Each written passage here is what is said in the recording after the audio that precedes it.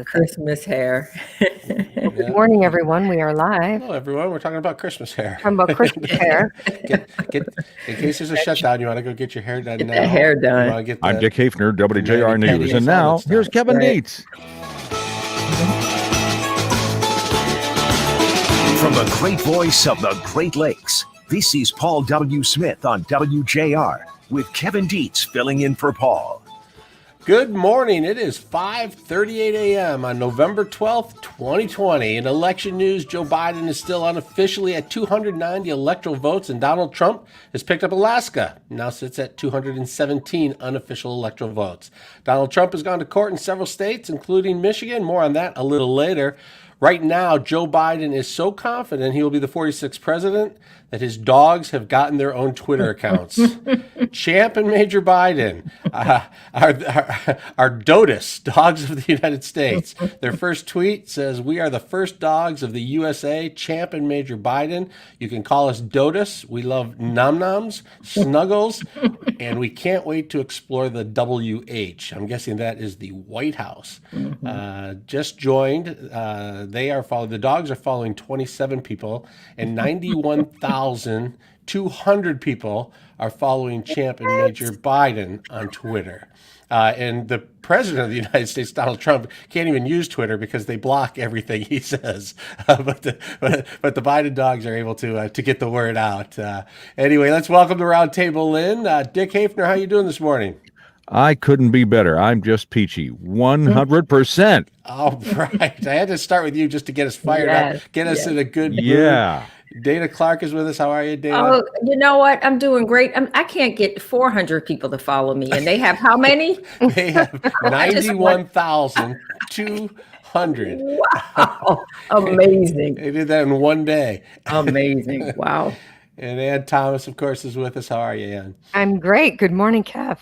Good morning. What do you think about animals on Twitter? They're not the first dogs. You know, our own governor Gretchen Whitmer has her dogs have a Twitter account. I don't know if they have quite the following that the Biden dogs do, but they get on and. I don't actually follow them, I don't think, but and I'm not a super Twitter person. I'm more a Facebook person. But I don't know what the dogs have to say or how often. But maybe they just put all their photos there. Maybe it's like selfies, more like Instagram. Right. Is Major and Champ are they going to be allowed to like roam around all over the White House? Yeah, you right? Are they Tampering trained? around? Are they trained, or do they just go right into the red room? Or That's what I was going to ask. Are they White House broken? Major, get out of the map room. You're not supposed to be in the situation room. And right now, there's no dogs in the White House. The Trumps First don't have time any in a long dogs. time. Yeah, they get a lot of attention. One of the dogs, I believe it's Major, is a rescue dog, and one of the dogs is very young. I think Champ is like a puppy or something. If I remember right, with all my extensive research into the dogs of the United States. But I do kind of like the hashtag DOTUS. Yes, that's very cool. And do you remember the first time that someone explained to you what the Otis was, whether it was POTUS or FLOTUS or SCOTUS or DOTUS? Right. I'm going to follow them right now, actually. Let's take care of this. They now have another follower, Dana. You're right, exactly. And I just need one more person to follow me. I'll be happy. we are the MS Otis, the morning show of the United States. We're going to be the MS Otis. We all need to be an Otis of some sort. Here we go. Done. All right, there you go. You are now officially in charge of keeping the Paul W. Smith show in charge of what happens with the Champ and Major Biden. Yes. All right. You are listening to the Paul W. Smith show. We'll have much more after we take a quick break. Right now, let's check weather and traffic with Dana Clark. This report is sponsored by SafeExcavator.com. Call or click 811 before you dig. There's a lot of stuff underground you can't see, and every few minutes somebody digs into a line, pipe, cable, or wire. Don't be that person. Call or click 811 before you dig and visit SafeExcavator.com. Traffic First, also sponsored by the Cremation Society of Michigan. For over 32 years, the Cremation Society of Michigan has been providing dignified cremation services without the cost of traditional funerals. For cremation information, contact the Cremation Society of Michigan at 1-800-241-3131 or visit cremationmichigan.com. Good start out there, Kevin, looking at construction, of course, along 14 Mile under 75. This is in that Madison Heights, Troy area. Construction until 6 p.m. on Sunday. You can try Maple or 13 Mile instead. Now, WJR Weather First from the Weather Channel, sponsored by Reamer Floors. The latest in waterproof flooring technology is on sale now at Reamer Floors. Save 30% on Empower by Armstrong flooring, featuring a reinforced mineral core and superior scratch resistance. Visit reamerfloors.com to schedule your shop at home or in-store appointment. Looking good today. A few clouds and probably heavier jacket on this morning. A few clouds this afternoon and cooler 52 degrees. Tonight, 36, suburbs cooler. Tomorrow, clouds, sunshine with highs in the upper 40s. From the Weather Channel, meteorologist Ray Staging on News Talk 760 WJR. It's 5:44. Let's check in with Rush Limbaugh. There is a new survey by the Pew Research Center. It says most Americans still believe in God, but not as many millennials do. Only 43% of millennials say they believe in the God of the Bible. Only 17% of them regularly attend church. Almost 2/3 of Americans over 50 believe in the biblical God. 52% of them attend church services regularly. Now, in addition to this age divide, when it comes to belief in God, there's also a political and racial divide. White Republicans and non-white Democrats are far more likely to believe in God than the white liberal Democrats who run the Democrat Party. I should say, who are running the Democrat Party into the ground. The bottom line is that an overwhelming number of young adults in America have been raised to be godless. And white liberal Democrats, for the most part, are still godless. Now, if you've tried to figure out the root cause of hopelessness and despair and anger and intolerance coming from millennials and top Democrats, you might have just found the answer. Absence of God in their lives. Don't doubt me. Rush Limbaugh, noon to 3 today, right here on WJR.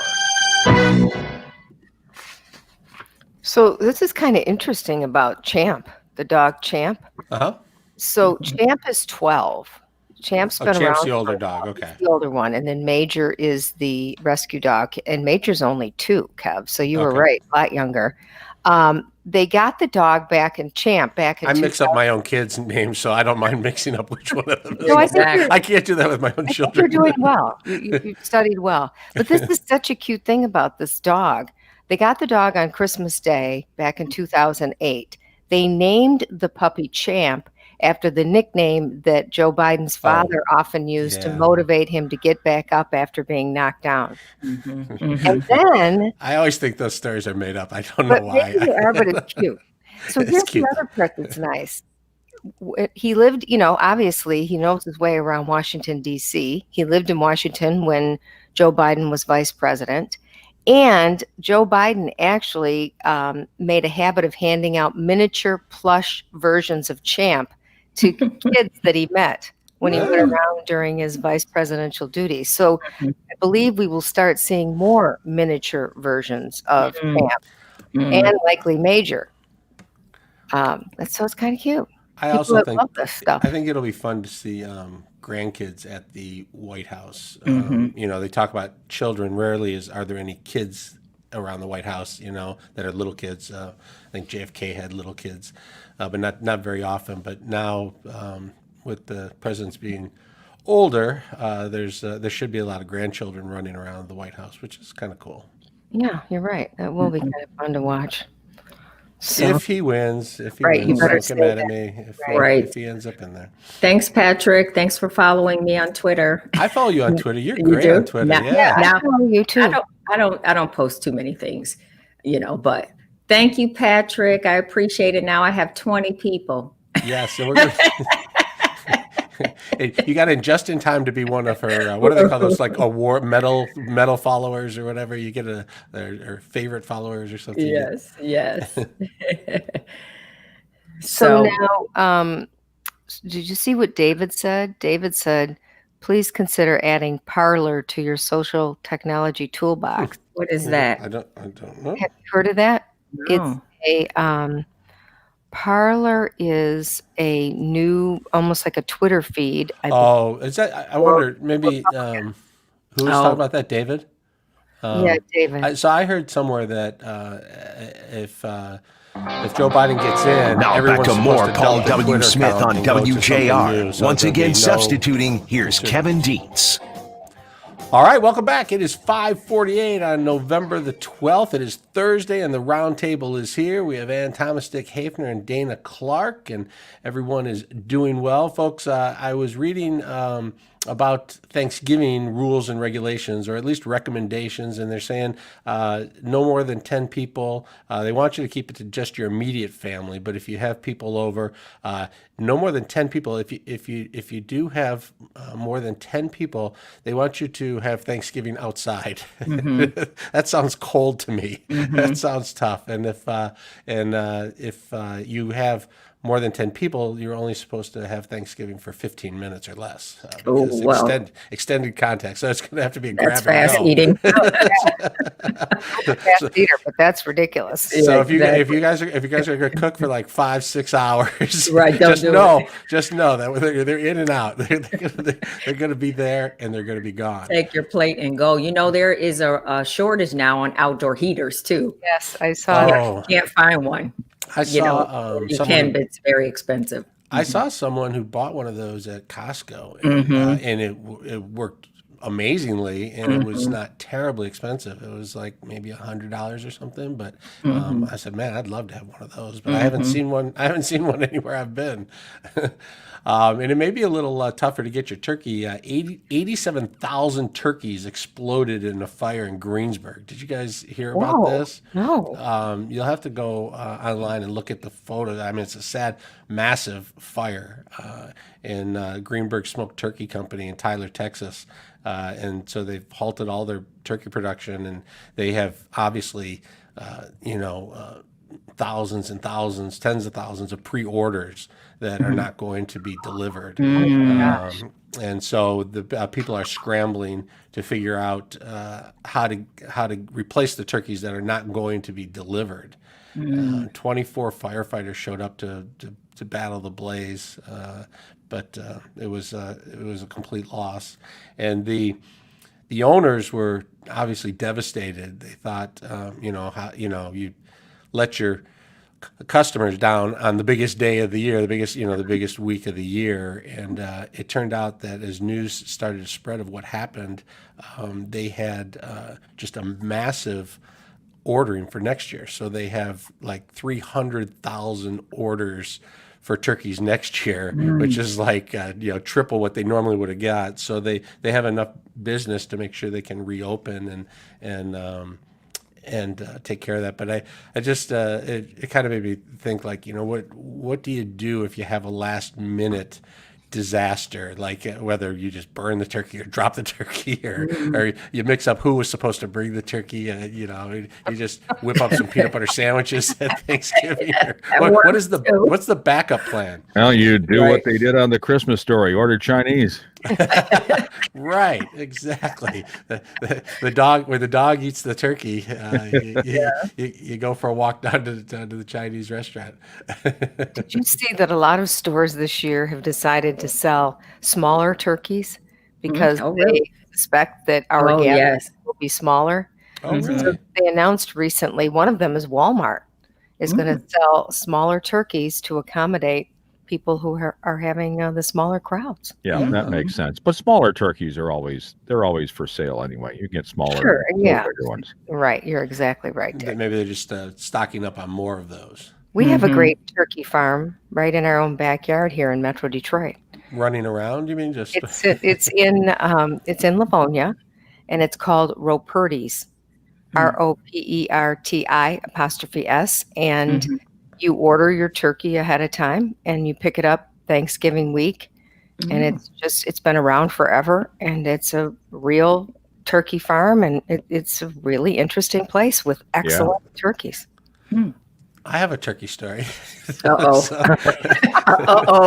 So when on the corner of Adams and Westview in Bloomfield Hills, there's a church. And for whatever reason, a wild turkey lives at that church. It just hangs out on that corner all the time, and they call it the Holy Turkey. And when you go for a walk, it attacks you. It runs at you, so you have to run around it, and then it'll stop. And these turkeys are surprisingly fast, or I'm surprisingly slow, which it could be a little of both. But the turkey, it's not afraid of humans at all, and it will run right at you. And if you're jogging, it'll run and catch up to your jogging pace. If you're walking, it'll run up to you, kind of like get off my turf kind of thing. Right. And so every people who walk the same routes all the time, they're aware and they look for the turkey. It's always very close by. And last week there was a poster up on the wall that said the Holy Turkey has passed away, and to rest in peace, and and now after all this time of complaining about this turkey chasing us, everyone goes out on their walks and they're like, it's a turkey, right? The Holy Turkey is not in it. May I ask how the turkey passed? We don't know. There was no news on that. I don't know if it was because it's Thanksgiving week or a car or if, old age. I don't know. But it was in good shape. I can tell you that. It was fit, huh? It was moving fast. But I don't know. The turkey attack people or just kind of they just sort of scare you off, like run at you to scare you, but I don't think they keep coming in a battle. Not like the coyotes. The coyotes you definitely want to get away from. He was protecting the church grounds. It was interesting. It would go across. Adams is a fairly busy road. It would go back and forth across Adams. So a lot of people who drive also are familiar with this turkey in the area. Yeah, it needs we need more investigation for sure. I don't know exactly how you find out the Kevin, answer. where were you on? No, right. No, we're having the little turkey for Thanksgiving. I promise. We're not having the Holy Turkey. That's sad. Isn't that funny? That is a good story. But it gets you get used to things. It's like it's not exactly the same, but I sometimes I think about that, and it's like when you live in a house for a long time, 10 years or so, and then one of your neighbors moves, and it's like they move away. It's like you don't see them every day. It's just so strange that something that you see every day, and then you don't really see them at all anymore. Maybe the squirrels were getting jealous and just kind of ganged up on the Holy Turkey. Yeah, don't get Ann and I started. Don't get Ann and I started on the squirrels. we go off into a whole other bird feeder squirrel battle. Oh yeah, and squirrels will do whatever is necessary. You get the turkeys involved, and Ann's got deer chasing them around at her house. Well, maybe there'll be a new animal mascot for the church. I guess if if COVID has the zoos closed down, we got to make our own zoos in our own neighborhoods and have all of our own. That's a great story. All right. Well, you're listening to the Paul W. Smith Show. We'll take a little break here and come back with more. Right now, we'll check traffic and weather with Dana Clark. This report is sponsored by SafeExcavator.com. Call or click 811 before you dig. There's a lot of stuff underground you can't see, and every few minutes somebody digs into a line, pipe, cable, or wire. Don't be that person. Call or click 811 before you dig and visit SafeExcavator.com. Traffic First also sponsored by Shelving.com. Shelving.com can help your business or warehouse close out the year strong with its selection of high-quality storage products from rivet shelving and bulk storage racks to NSF carts and label holders. Shop the products you need. Step up your storage. Visit Shelving.com. At Shelving.com, we rack your world. Just construction out there, Southfield Freeway southbound at Ford Road. That ramp is closed for that road work until 5 p.m. on Friday. Now, WJR Weather First from the Weather Channel, sponsored by the Detroit VA Healthcare System. Veterans of Detroit VA Healthcare System remind you to not let COVID-19 postpone your healthcare needs. The Detroit VA is ready ready to care for you in their medical facilities and through online video visits.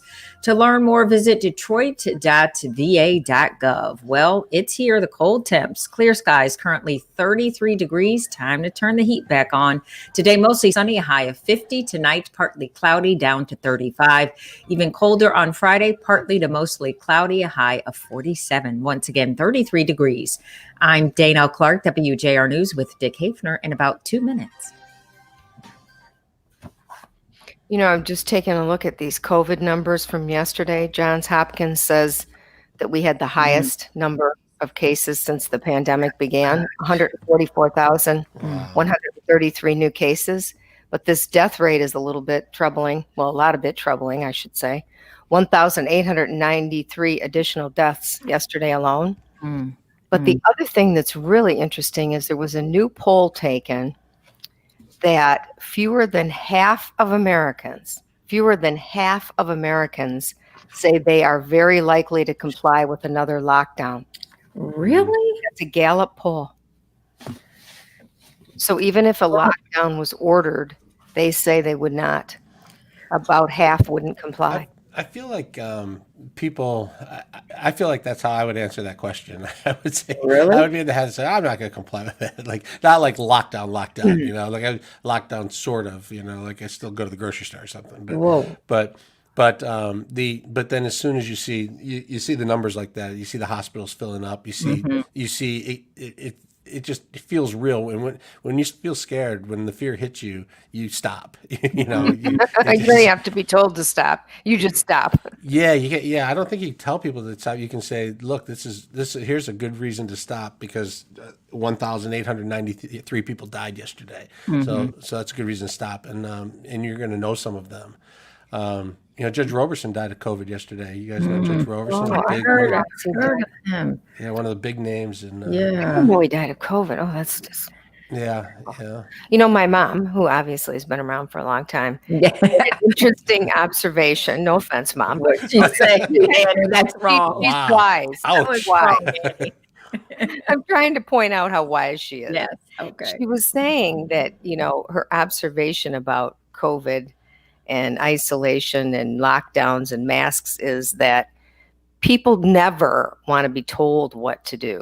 That you have to figure out a way, if you're a leader, to show them what's the right thing to do or cleverly come up with a way for them to follow as opposed to ordering.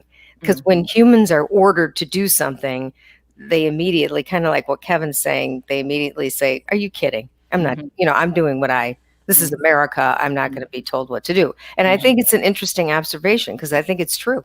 That's so 200% true, Mom. Yeah. 200%.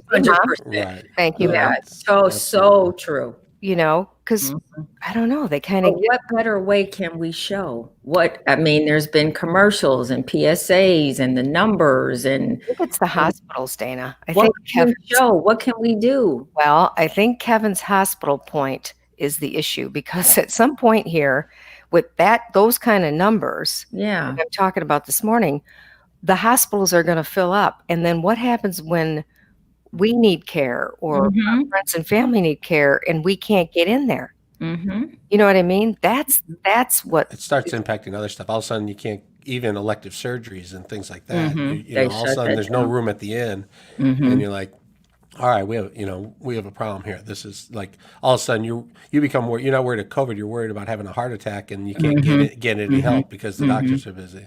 Right. There's one hospital where they're now, I think it's in New York, where they're allowing COVID positive healthcare workers without symptoms to continue to work because they're so short.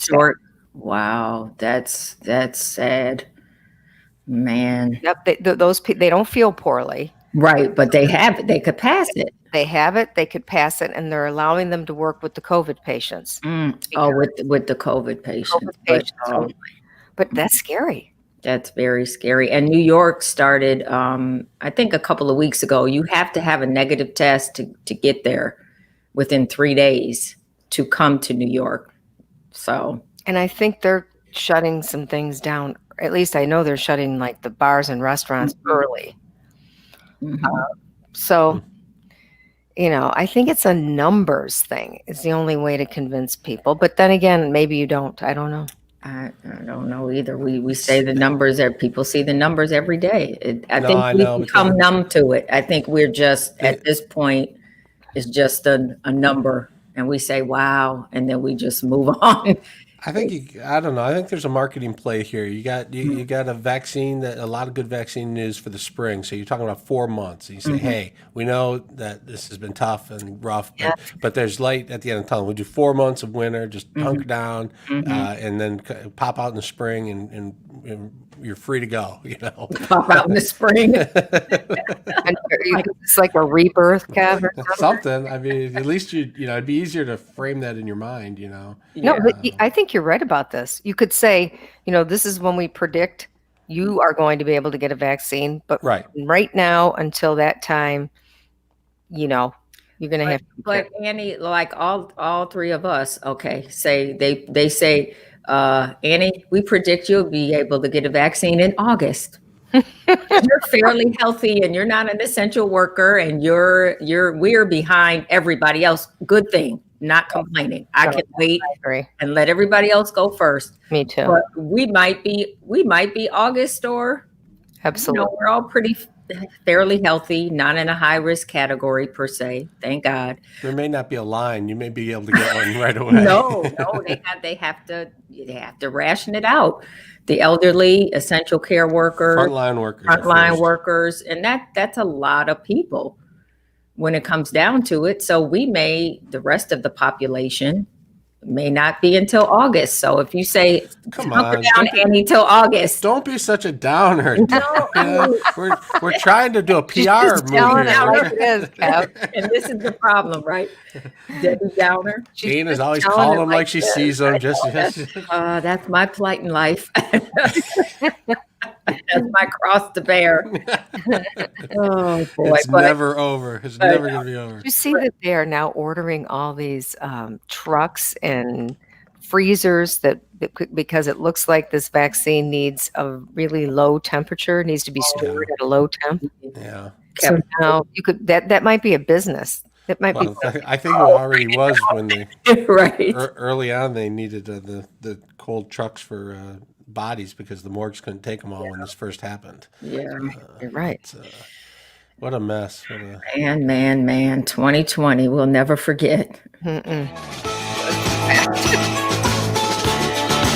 the great voice of the Great Lakes, this is Paul W. Smith on WJR with Kevin Dietz filling in for Paul. It's 6:05 on a Thursday morning. It is November the 12th. Thanks for stopping by WJR 760, where Detroit comes to talk. We're also on Facebook Live, and we have the team is here. The round table is ready. Ann Thomas, Dick Hafner, and Dana Clark. Good morning, everybody. Good morning. Good morning. Oh, so much joy in your voices.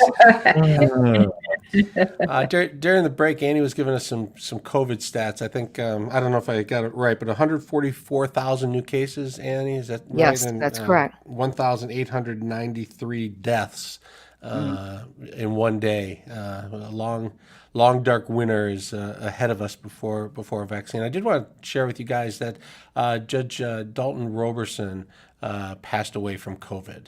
He's one of the great names, Wayne County Circuit Judge for decades. He was an assistant Wayne County prosecutor. He was an assistant U.S. attorney. He was on the Michigan Civil Rights Commission, Sentencing Community Alternative Commission.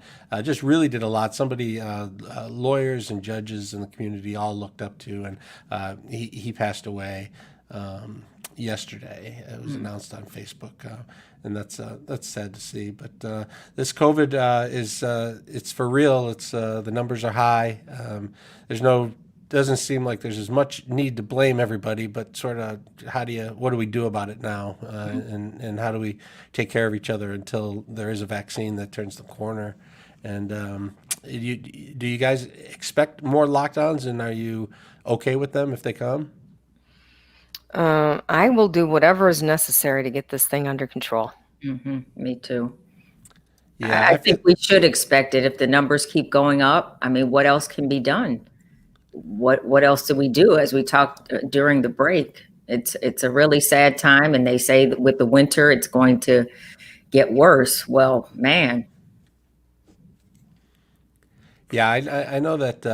I think people are going to have to tighten it down, and they will anyway, because the weather changed and it gets colder, and people kind of bunker down a little bit anyway. But people are going to have to just look out for each other, make a lot of phone calls, talk to people, and try and get through this, and try and have some hope for the spring. There's a lot of optimism. I mean, think about how you first felt when you heard Pfizer and other companies have a vaccine that with a 91 and a 92% success rate. That it's fantastic, and that they have millions of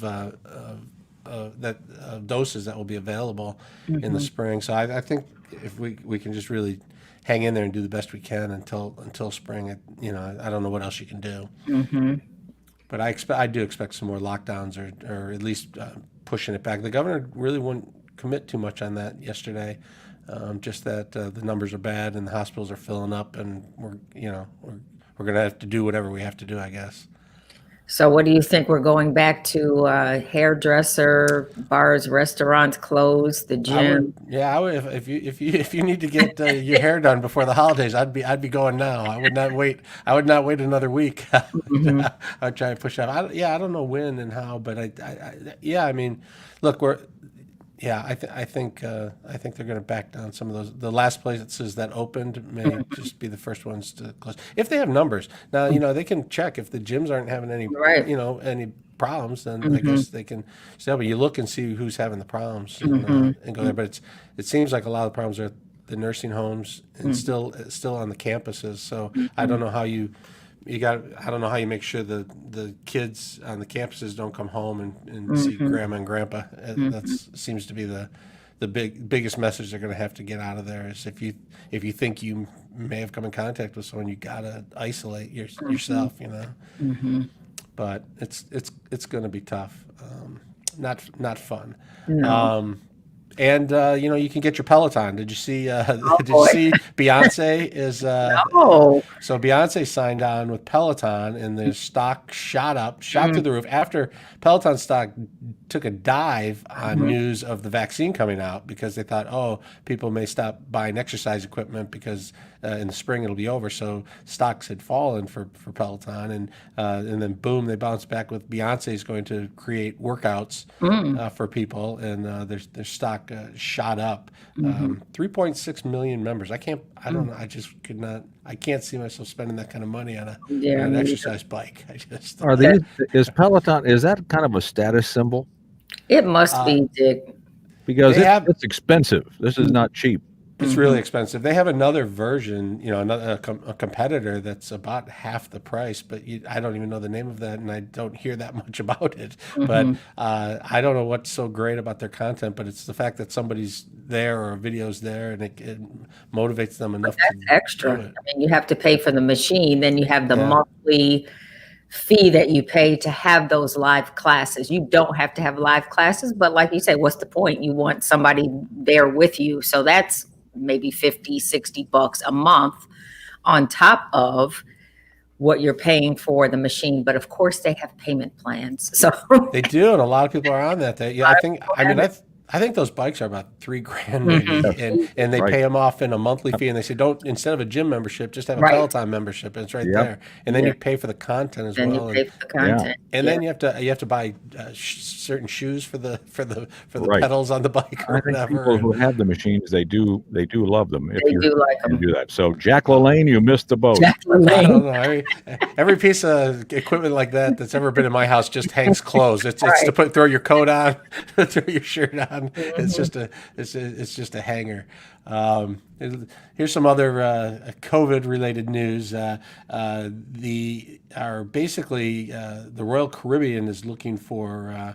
I'll call them guinea pigs. That's probably not what they prefer, but they're looking for people to come take a cruise for free as they test their new COVID practices and policies. Hard pass. So you can't right now. You can't. I don't think the cruise ships can't take passengers out right now. There's rules and regulations. COVID is not allowing them, but they're allowing them to do test runs of their new regulations. And there's a program where you can volunteer to get a chance for a free cruise. But it may not be smooth sailing. You think? You think? How many people would they put on one cruise at a time? I don't know. How many are normally on it? There's thousands, right? Depends on the size of the ship. Sometimes you've got, like you say, thousands and thousands, but maybe they would lower the capacity. They said 90,000 people were trapped on cruise ships under the no sail order. That's not obviously one boat, but I mean, I don't know, maybe they would do it in a small capacity or something, or 25% capacity. It could be 2 people. One of them will not be me. Don't you want to cruise Alaska or cruise the Greek Isles? I do want to cruise Alaska. I don't do cruises. I'm deathly afraid of cruises. So you wouldn't get me on a cruise anyway, but I do want to do Alaska. So I'll have to figure out how I can make myself get over it. But not this free COVID cruise. No, pass. All right. We'll end on a happier note. COVID of the seas. That's right. COVID of the seas. Dick, the Masters starts today. Do you want to give me a prediction on a winner? Annie, oh no, I'm always wrong. Who can guess on golf tournaments? I can. Webb Simpson is going to win. I'm going to guess right now. You guys are going to remember it. I'd say Bryson DeChambeau. Yeah, DeChambeau won here at the Rocket, and he hits the ball like a rocket. Come on, Dick, throw a name out there. Well, I hope the Holy Turkey doesn't show up. Dana, Tiger Woods going to win a repeat? I'm going to go with Tiger. All right. I'm gonna go with Tiger Woods. Dick, that leaves you the field. We'll go with Tiger too. Why not? That's right. Come on, Tiger. I like back to back. All right, I like it. It's 6:14. You're listening to the Paul W. Smith Show. We'll be back with more. We're gonna check weather and traffic with Dana Clark. This report is sponsored by SafeExcavator.com. Call or click 811 before you dig. There's a lot of stuff underground you can't see, and every few minutes somebody digs into a line, pipe, cable, or wire. Don't be that person. Call or click 811 before you dig and visit safeexcavator.com. Off to a great start. Accident-free, no delays, just construction. Traffic First also sponsored by McLaren Health Plan. McLaren Health Plan is helping families stay healthy with coverage for virtual doctor visits, flu shots, and access to over 140 hospitals in Michigan. McLaren Health Plan, the right plan for right now. Learn more at mclarenhealthplan.org. Southfield Freeway northbound at Ford Road. That ramp is closed for construction until Friday at 5 a.m. Now, WJR Weather First from the Weather Channel, sponsored by Reamer Floors. The latest in waterproof flooring technology is on sale now at Reamer Floors. Save 30% on Empower by Armstrong Flooring. Featuring a reinforced mineral core and superior scratch resistance. Visit reamerfloors.com to schedule your shop at home or in-store appointment. Continuing with the chilly temperatures, near seasonable though for this time of year. A few clouds this morning, a few as we get into the afternoon, otherwise blue sky, 52. Some clouds tonight in town, about 36. Suburbs a little cooler. Cloud sunshine, a little cooler tomorrow with a high of 48. For the Weather Channel, meteorologist Ray Staging on News Talk 760 WJR. WJR and the Chilani Family Foundation have launched Hunger Free in the D. All set. We'll let our Facebook viewers listen to Donna in case they missed her yesterday. Absolutely. And her advice is fabulous. Bryson is the favorite. So have you been watching him? He's having a great year. I mean, he's incredible. He's just having an incredible year. He's just crushing the ball, and he's putting well. The Masters is a little tricky though. He's the favorite. He's like at 8-1. He's the favorite. Bryson is, but the Masters is a little tricky because it's not a long course. It's a chip and putt course. So whoever's got the hot putter usually does really well. And some guys play it really, really well every year. Like you can count on them. They just know that course inside and out. It'll be interesting for Tiger though because he won last year and he's still chasing Jack Nicklaus's all-time major win. Jack Nicklaus had 18 majors that he won, and Tiger, I think last year's Masters was 15. or 16. Wow. Maybe 16. So Bill Cox says Jerry Rice picked Tiger to repeat. I don't know. I mean, you'd be crazy not to pick him. He's won 5 times. Yeah. He goes off at 7:55 today. Oh, he does. Okay. Uh-huh. Yeah, I love Masters Week. I just love it. I too. was with all that election coverage. It's going to be a last nice week, break. I flipped over on like Tuesday or something, and I just left it on the Golf Channel for a day and a half. Did you feel better? Yeah. It was like they sat down and like they have the long interviews with the players, and they talked to Tiger, and Tiger told this great story about his first time at the Masters. On hole number 1, he got the ball onto the green, like in regulation. So he had a 2-putt for par, and he putted his first putt at the Masters. He putted it right off the green and back into the fairway, which I've done, of course, and maybe you have too. Details on the example policy. It's commercial. Yeah, but he said that was a tough way to start. And they told a great story about playing with Jack. Now, for more Paul W. Smith on WJR. Once again, substituting, here's Kevin Dietz. It has been so beautiful outside this week, but the long, cold, dark winter is coming. COVID numbers are high. Isolation is a problem. Fear is very real. So is depression. We need to be paying attention to our own mental health and the mental health of those we love. Joining us on the line now is Donna Rockwell, Detroit area psychologist. Donna, thanks for being on the show. Oh, it's my pleasure, Kevin. I don't know about you, but I'm one of those people, like when the weather is great, I am upbeat and optimistic and fired up. And then when it gets dark and cold, I'm like miserable. I'm tough to be around. Yeah, I know. It's very tough. There's things like seasonal affective disorder. It's called SAD for a reason. It is tough when it gets darker outside. So that's why it's really important, even if it's snowy or if it's cold, the sun is still out there. It's important to get outside a little bit, at least walk around the block, around the house, something, so that we can keep our spirits up during this dark winter we're going to have. I know that just being able to walk outside the past couple of weeks have made me a little less anxious about all the COVID news that's coming in, but I'm pretty fearful about what's in front of us for the next several months. The numbers are going up. There's good news about a vaccine, but we're talking about the spring, and it's hard to get excited about something that isn't here yet. And what is here right now is rising COVID numbers and shrinking numbers of hospital beds, and it makes people very anxious and uncertain. It makes sense to be anxious, because why wouldn't we be anxious? So rather than being upset that we're anxious, we need to accept that this is an anxiety-provoking time. Just like sometimes we're sad or sometimes we're happy. We just have to sort of be with the feeling we're with. And one thing that's good to do is to reframe our mindset. We can't change the current situation, but we can change how we react to it. And some things to keep in mind that will keep us sane, if you will, is we need to stick to a daily routine. We need to be proactive and organize our days. This is a time of sacrifice. There is some sort of war going on. It's a COVID war. And if it was a time of war, we'd have to figure out how to deal with it, how to get through it, and how to sacrifice during this time. Another thing to make sure we're doing is socializing. Humans are social animals. So even if it is Zoom or the telephone, do keep in touch. I know I sort of just feel like hibernating and not calling anybody, but we need to push ourselves to do those kind of things.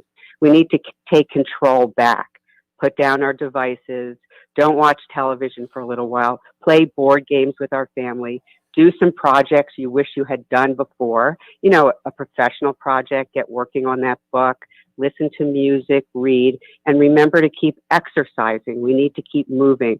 The body needs to move. Also, with anxiety, question the thoughts before we accept them. We can watch thoughts. We attach too much meaning to thoughts. They're actually just cognitive bubbles passing by. So we can say, interesting, I'm feeling that way. So question how we're thinking before we buy into it. Is it an opinion or is it a fact? And if it's an opinion, just let it go.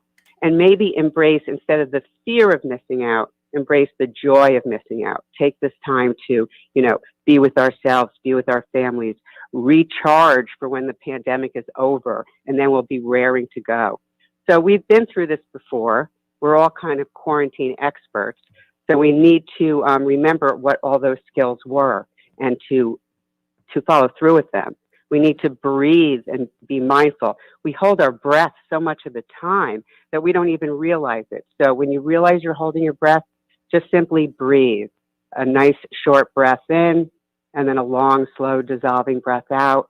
And we need to do that for like a cycle of 3 times, and we'll actually calm our brains down and our physiology. We can't expect our mind to be calm if we don't create calmness for our body. Yeah, as this has gone on, I've been more and more worried about the seniors, the older people, and loneliness and their need for human interaction. But I was reading a study that said we really need to keep an eye on our younger people. This Gen Z, this age group between 18 and 23, are really struggling. Are you seeing that? And what is that about? What's causing that? Yeah, the statistics show that is the age group that is most struggling, because if you think about it, that's when we become socialized. We say goodbye to our parents, we go hang out with our friends, and we start envisioning life after being home. And these children, really, young adults, are missing out on this very critical time period. So we do have to keep an eye on them. If they're showing signs of depression, we need to make sure that we're always talking to our children, checking in with them, even if they don't seem sad. And if they seem too sad, not coming out of their room, not talking to friends, we do need to get them some professional help. And also, you mentioned elderly people, Kevin, and that's right. We need to check on them, reach out, see how a neighbor's doing, knock on a window, check in with our parents, our grandparents, and keep that connection, because older people really rely on that for their well-being. And when it comes to the holidays, I think we need to start making them special now. Plan on what can make this Christmas special for everybody, and we need to really be creative. As we look to sacrifice now, we will be able to create better times later, and we need to keep that in mind.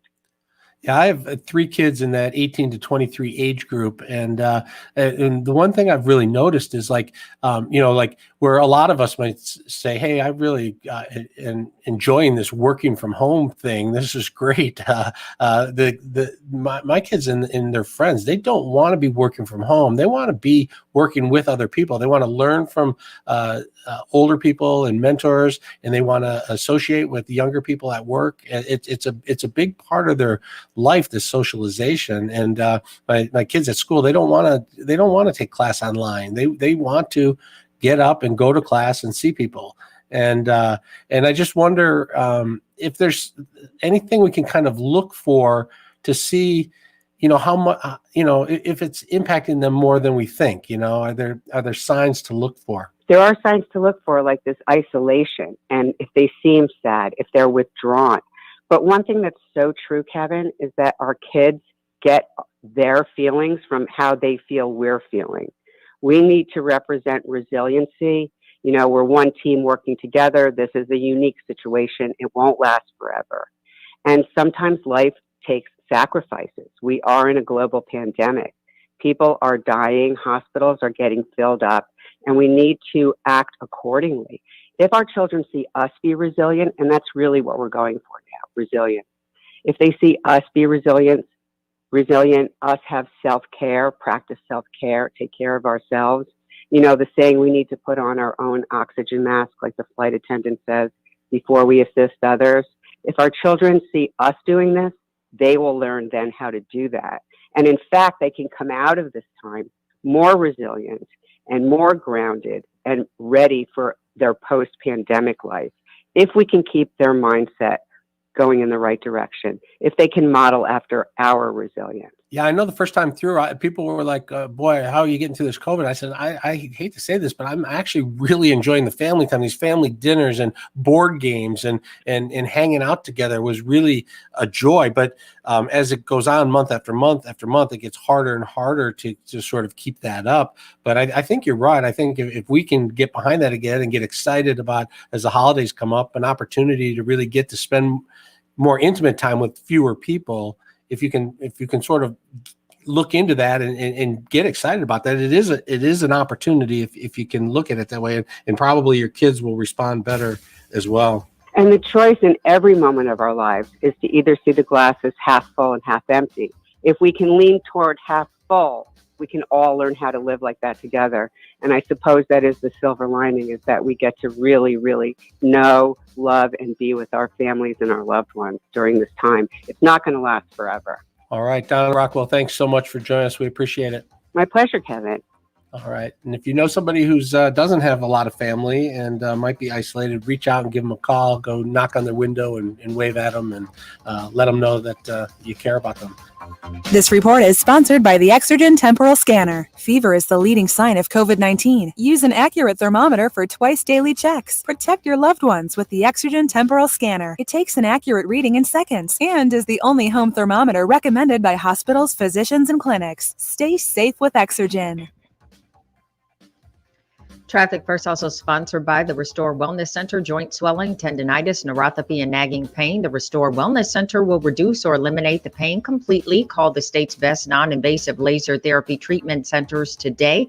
Get your first treatment free. Call 800-935-5959 in Brighton, Shelby, and Bloomfield, or restorewellnesscenter.com. 14 Mile under 75. We are seeing that road is closed for construction through Sunday. You can try Maple Road or 13 Mile instead. Now, WJR Weather First from the Weather Channel, sponsored by Ryba's Fud Shop.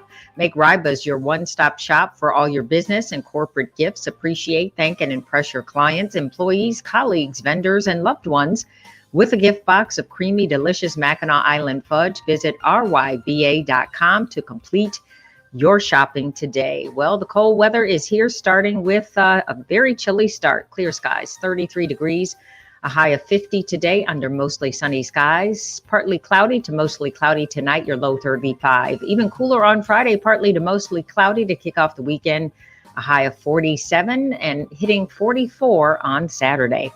I'm Dana Clark, WJR News with Dick Hafner in 2 minutes. Need an escape? Then gaze skyward and listen to the Wild Thing podcast as host Laura Krantz searches for extraterrestrial life. The Pentagon's secret UFO program wasn't the military's first flirtation with this world. Gaze skyward for season 2 of Wild Thing. It's truly breathtaking. As a pilot and a former Air Force officer, I can definitively say that this craft did not resemble any man-made object that I'd ever seen. Listen on Apple Podcasts or wherever you get your shows. Walsh is more than a business school. We're an accelerator, a think tank, an incubator for ideas. We're the fuel you need to take that next step, where leaders are made and where barriers are broken. Well, you'll learn from proven business minds who have been there and done that. This is not your typical business program, because Walsh is not your typical business school. Apply now at walshcollege.edu.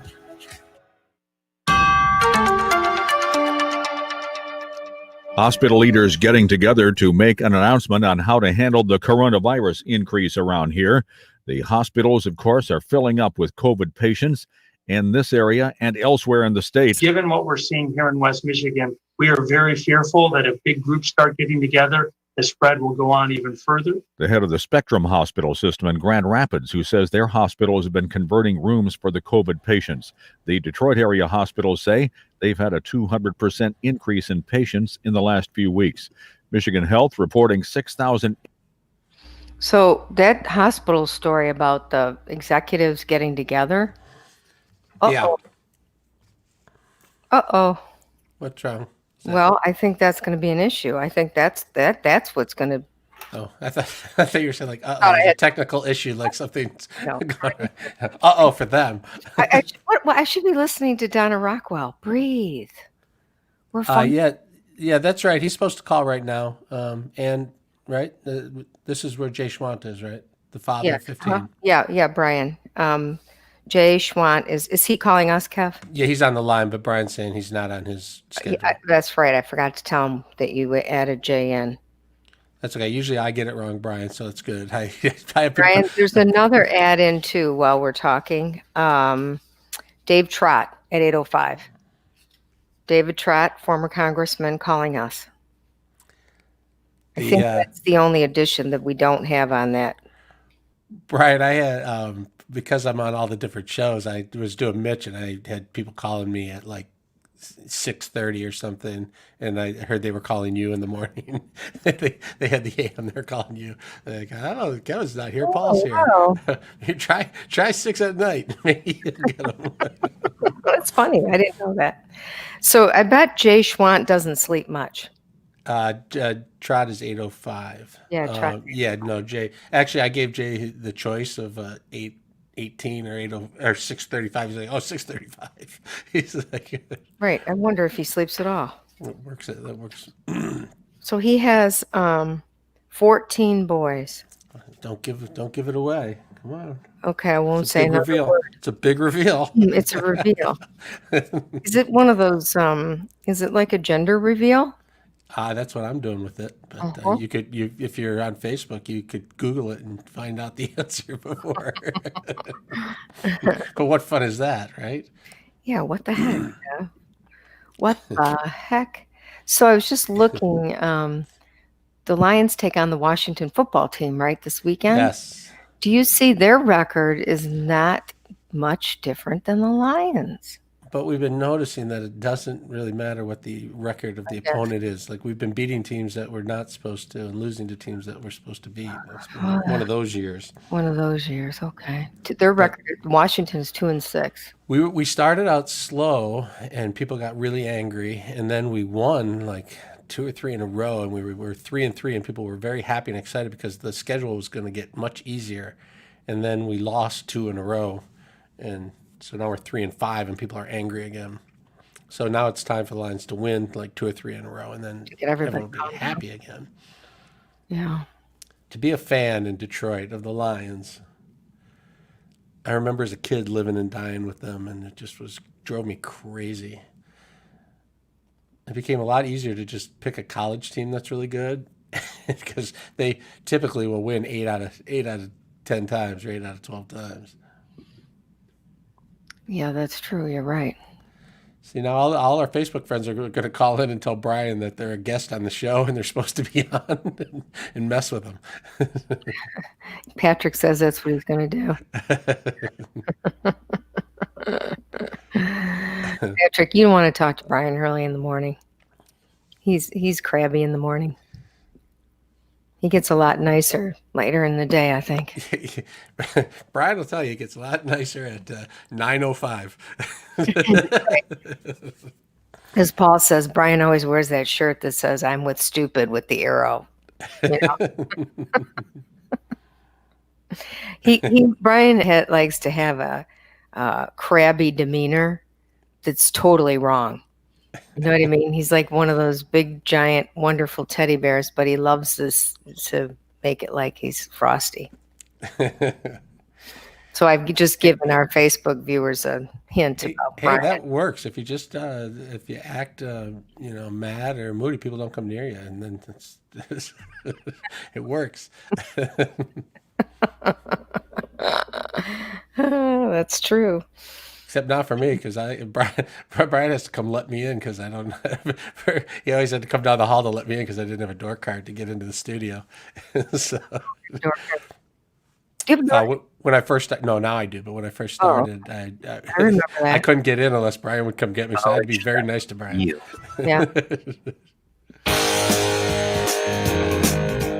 Now back to more Paul W. Smith on WJR. Once again, substituting, here's Kevin Dietz. The Schwant family in Michigan has attracted worldwide interest for having 14 baby boys in a row. What are the chances of having 14 kids and all of them being the same gender in a row? Well, 1 in 16,384. That's the odds of that. Well, the Schwants have had another baby now. They're 15th.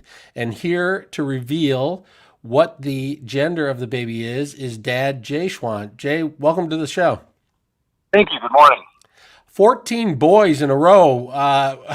What was that like 14 times? It's pretty crazy. From a dad's standpoint, it's pretty neat. I've gotten to experience everything boy. Every sporting event that you can imagine, and building forts and catching bugs and getting dirty. I mean, the whole journey has been fun. That's for sure. How old is your oldest boy? Our oldest son is 28. 28. And before the current baby that was just born, the youngest boy of the 14 is how old? 2.5. 2.5 to 20. That's quite a spread. Wow. It okay. Well, so you've had your 15th child, you and your wife. Congratulations. Tell us about this time around. And did you find out in advance, or did you wait to find out? How did it work, and what did you have?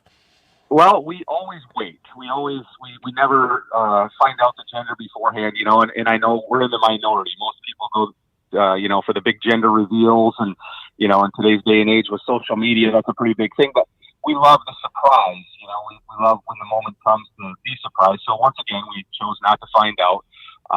And if ever that was the right decision, it was this time. So we were truly shocked. It was a girl. All right. And when the moment came, we were just so happy that that it was truly a surprise, and we're still trying to let it all soak in, because we still are truly shocked. But yeah, after 14 boys in a row, we bucked the trend and finally ended up with our little girl. So. And you probably had lots of girl names to choose from. You were probably running out of boy names.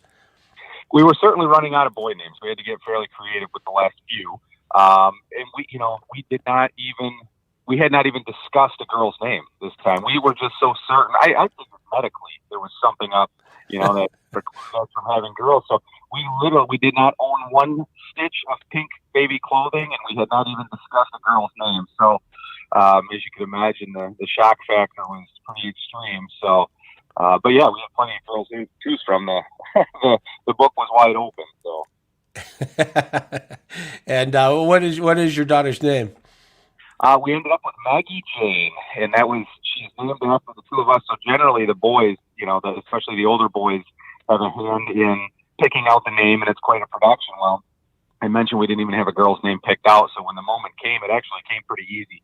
My wife's middle name is Margaret, and we thought, that's, I always like the name Maggie, so we thought, we'll name her Margaret and call her Maggie, and then we thought, if we're going to call her Maggie, we'll just name her Maggie. So, and her middle name is Jane, Jayne, and my first name is Jay, so she's named after the two of us. And baby and mom are all healthy and happy and home now? Yeah, they're doing great. This was her first. She had an emergency C-section, which after 15 births, that was the first time. So her recovery time is a little bit different. So but she's got plenty of love and affection at home. Everybody's taking great care of her. So mom and baby are both doing great. Well, if your wife thinks that she was a little bit of trouble at birth, wait till she's a teenager. It gets tougher. That's what I've heard. I'm picturing your daughter going to senior prom, and her 14 older brothers coming to have a chat with her date. I don't know. That's what I figured. Somebody upstairs must have known that we weren't quite ready for a girl until this moment. But yeah, that's everybody talks about that. The first time that she brings a boy over, or goes to the first prom, or whatever the case may be, I will feel that she'll be very well protected. We should give a shout out to your other children. Do you know all their names? I do know their names. I feel like the age thing is getting to be a bit, because I have trouble with their ages. But Tyler, Zachary, Andrew, Brandon, Tommy, Vinny, Calvin, Gabe, Wesley, Charlie, Luke, Tucker, Francisco, and Finley, and now beautiful baby Maggie. That is incredible. That is awesome. And you guys, I sort of just pictured, during the nesting phase as a baby's about to come into the world, I just kind of figured you painting the nursery pink, and then you go, nope, I'm painting it blue again, and then painting it again. I've gone through that so many times. After, I don't know, we got to about 10 or so, and I just figured it just wasn't meant to be, again, medically or something, that it wasn't going to happen. So I stopped painting the nursery and, throwing paint in there, wishful thinking. And that's, like I said, we were truly shocked when the moment came and it was announced that it was a girl. Now, you guys have a web series called 14 Outdoorsmen. Tell me a little bit about that, but as you do, tell me a little bit what it's like in a house with so many boys running around. They have so much energy, Yeah, we get that question regularly, or have received that question regularly, what's it like? And we always kind of say, yeah, it's like being in a locker room or a fraternity house. It's 14 boys, and it is all boy. And we actually started a couple years ago. My oldest son actually just filming, everyday life as it relates to the outdoors, because with 14 boys we spend so much time outdoors. So the 14 Outdoorsman thing came about, and it's just us. It's on My Outdoor TV, which is part of the Outdoor Channel, and it's all on our terms, which is pretty neat. We film it. Our oldest son edits it and produces it, and it is just an app right now. It's on myoutdoortv.com, but it's just kind of a look into our life with 14 boys, hunting and fishing and conservation and things like that. So we've had a great time with it, and the folks at the Outdoor Channel gave us an opportunity, a platform to show it to people. And it just came out in October, so it's pretty new. And now, of course, I don't know. The talks are ongoing as far as how we're going to change the logo, and we're not going to change the name. Had it been another boy, we would have had some thinking to do as far as that goes. But it's still it's the 14 Outdoorsmen and their little sister now. So. Well, I hope these 14 boys do their own laundry and help with the chores, and I think they definitely better take really, really good care of their little sister. Did they? How did they? They must have all reacted a little differently to a little girl in the house. They did. They were in shock as well. They when I called to make the announcement, they thought I was joking. They thought it was just a joke. So. But yeah, they're very nurturing, and it does feel different. The little Maggie is very fragile. So, all right, Jay, we appreciate you coming on the show. Congratulations on all of the kids and the new little girl as well. And we'll look for your show. Thanks for joining us. Yeah, thank you. Have a great morning. All right, let's check traffic with Dana Clark. This report is sponsored by MGM Grand Detroit. It's game on at the BetMGM Sports Lounge inside MGM Grand Detroit. Place real money wagers on your favorite sports and watch the games on over 60 HD TVs. Stop by anytime for the best sports betting action in Michigan. Must be 21 or older. Traffic First also sponsored by the Michigan Building and Construction Trades Council. It's National Apprenticeship Week. Earn while you learn with the Union Construction Skilled Trades Apprenticeship. Graduate debt-free, build a lifelong career. Learn more at michiganbuildingtrades.org. Southfield Freeway northbound at Ford Road. That ramp is closed for construction until 5 a.m. on Monday. Now, WJR Weather First from the Weather Channel, sponsored by the Cremation Society of Michigan. For over 32 years, the Cremation Society of Michigan has been providing dignified cremation services without the cost of traditional funerals. For cremation information, contact the Cremation Society of Michigan at 1-800-241-3131 or visit cremationmichigan.com. Not a terrible forecast. Will stay dry, but certainly the 70s and the record warmth is gone. Some clouds chilly this morning. Some clouds of blue sky this afternoon. High 52. That's about average. Tonight, 36. Suburbs a little cooler. Tomorrow, cloud sun, a little cooler, highs in the upper 40s. From a Weather Channel, meteorologist Ray Stagik on News Talk 760 WJR. Paul W. here. I was just going online to look at the family. Here's what a Isn't that family. great? That is such a fun story. It's just a wonderful story. But aren't they? There's a picture online. Yeah. If people get a chance to look at it of everyone. They look young too. The parents are 45. Okay. I wondered how old they were. What a beautiful looking group of kids, though. Oh my God. he's like, yeah, we're outdoorsmen. You bet you are. I bet Mom says, out of this house, all of you. go hunt and fish and play sports or whatever you do. Tire yourselves out. That would be.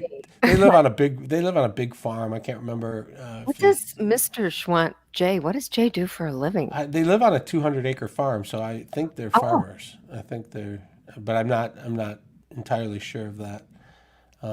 It was fun. I tracked him down last night through social media, and we had mutual friends, and I thought, really? I wonder if I know him.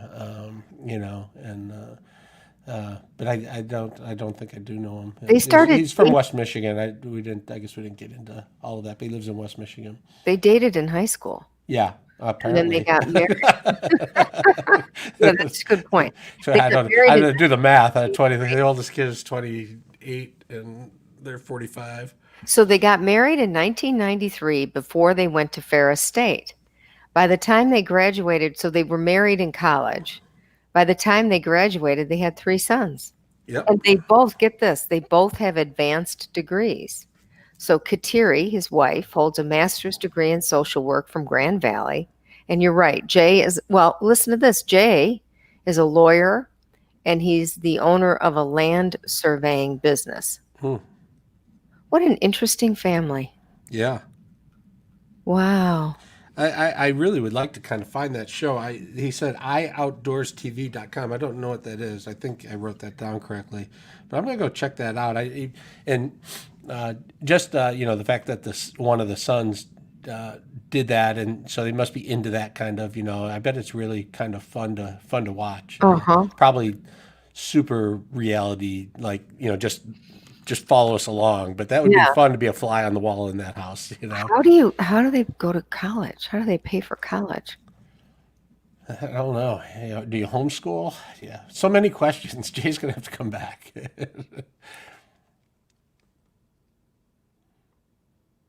That's great though. They didn't check on any of the kids on what they were in advance. I feel like we didn't. I know we did not check on the first. And we did not either. I feel like we checked on the next two. I feel like I don't think we did. I don't think we checked on 1 and 2. I don't. But I feel like I was against. I feel like I was against, and I won once. I won the first time. I know we checked on 3 and 4. I don't think the one we didn't check on, we had a boy, and the ones we did, we had a girl. So maybe that's the secret. He didn't check 14 times. Maybe she secretly checked.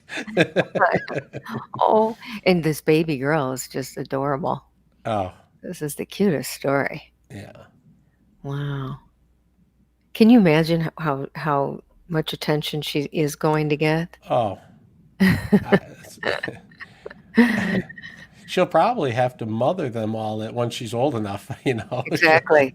But she's probably going to have a hard time learning to walk because the boys will never let her down. Yeah, well, you go to get up and somebody will run through. Somebody wants to tip you over at all times. Now back to more Paul W. Smith on WJR. Once again substituting, here's Kevin Dietz. TV news personality Al Roker revealed recently that he had prostate cancer and would undergo surgery. Fortunately, there have been some big advancements in prostate cancer surgery in the past 20 years, and even as recent as this month right here in Detroit. Here today to talk about it with us is Dr. Craig Rogers, chair of the Department of Urology at Henry Ford Health Systems. Doc, welcome to the show. Good morning. How are you? I'm doing well. Thanks for the opportunity to be on. Yeah, absolutely. We appreciate it. For those who aren't aware of Al Roker's situation, can you bring us up to speed on where he's at? Yeah, so last week, Al Roker went public about his story about being diagnosed with prostate cancer, and I'm really impressed. He went public with this to promote testing for men for prostate cancer. He described that he got a PSA blood test, which raised suspicion of prostate cancer, and that led to him getting an MRI and then he got a biopsy that confirmed a fairly aggressive cancer, and he set up to have robotic surgery to have his prostate removed. So he also raised awareness that African American men are even at higher risk of prostate cancer. It's 1 in 9 men will be diagnosed with it, but 1 in 7 African American men will be diagnosed with prostate cancer. So he really went out there to try to use his situation to help promote this for other men to get tested. Wow, you mentioned robotic technology. I didn't even know that was a thing. What is going on in the advancement of technology in this area? Oh, it's really exciting. I mean, I should first point out this is the 20th year anniversary of the first robotic prostatectomy in the country that was performed at Henry Ford Hospital by our chair emeritus, Dr. Menon. And we're building on that legacy of innovation in robotics with exciting new technologies, such as our newest acquisition is the single port robot, which we acquired last month and has started doing prostate cancer surgeries with that, which allows all of the robotic instruments to go through one incision. And that makes it less invasive, less painful. It facilitates an approach that avoids the abdominal cavity to get to the prostate. So that translates to quicker recovery. Many patients have the option to even go home the same day as opposed to staying overnight. So that's been a game changer for us. And then Just like, let's take Al Roker as a weatherman. He has technologies to predict the weather. Well, these are just better technologies for predicting prostate cancer, pinpointing the problem and getting better treatment. So like Al Roker got an MRI to help diagnose his prostate. That's something we routinely use now as well. Doing MRI to pinpoint the cancer, doing targeted biopsies to find it, and then even targeted treatments. So last month, we also did another first in the country to treat a prostate cancer patient with a targeted injection of a chemotherapy agent as part of a randomized clinical trial. So these are exciting times of building on our legacy in innovation and robotics. Al Roker kind of described it as good news, bad news. The good news that he caught it early, the bad news that it was aggressive. Talk a little bit about that, what aggressive means and the importance of catching it early. Yeah, so there's a whole spectrum of what prostate cancer can be. And about a third of patients will be diagnosed with prostate cancer that doesn't even need to be treated, so that we can reassure patients that it can be safely monitored. But then there are other cancers that are bad actors and they do need treatment. So it's good to have it. You can't begin to have that conversation unless you know what you're dealing with. So he went and got tested. So the good news was he found out what the problem was. He got a simple test that diagnosed the problem.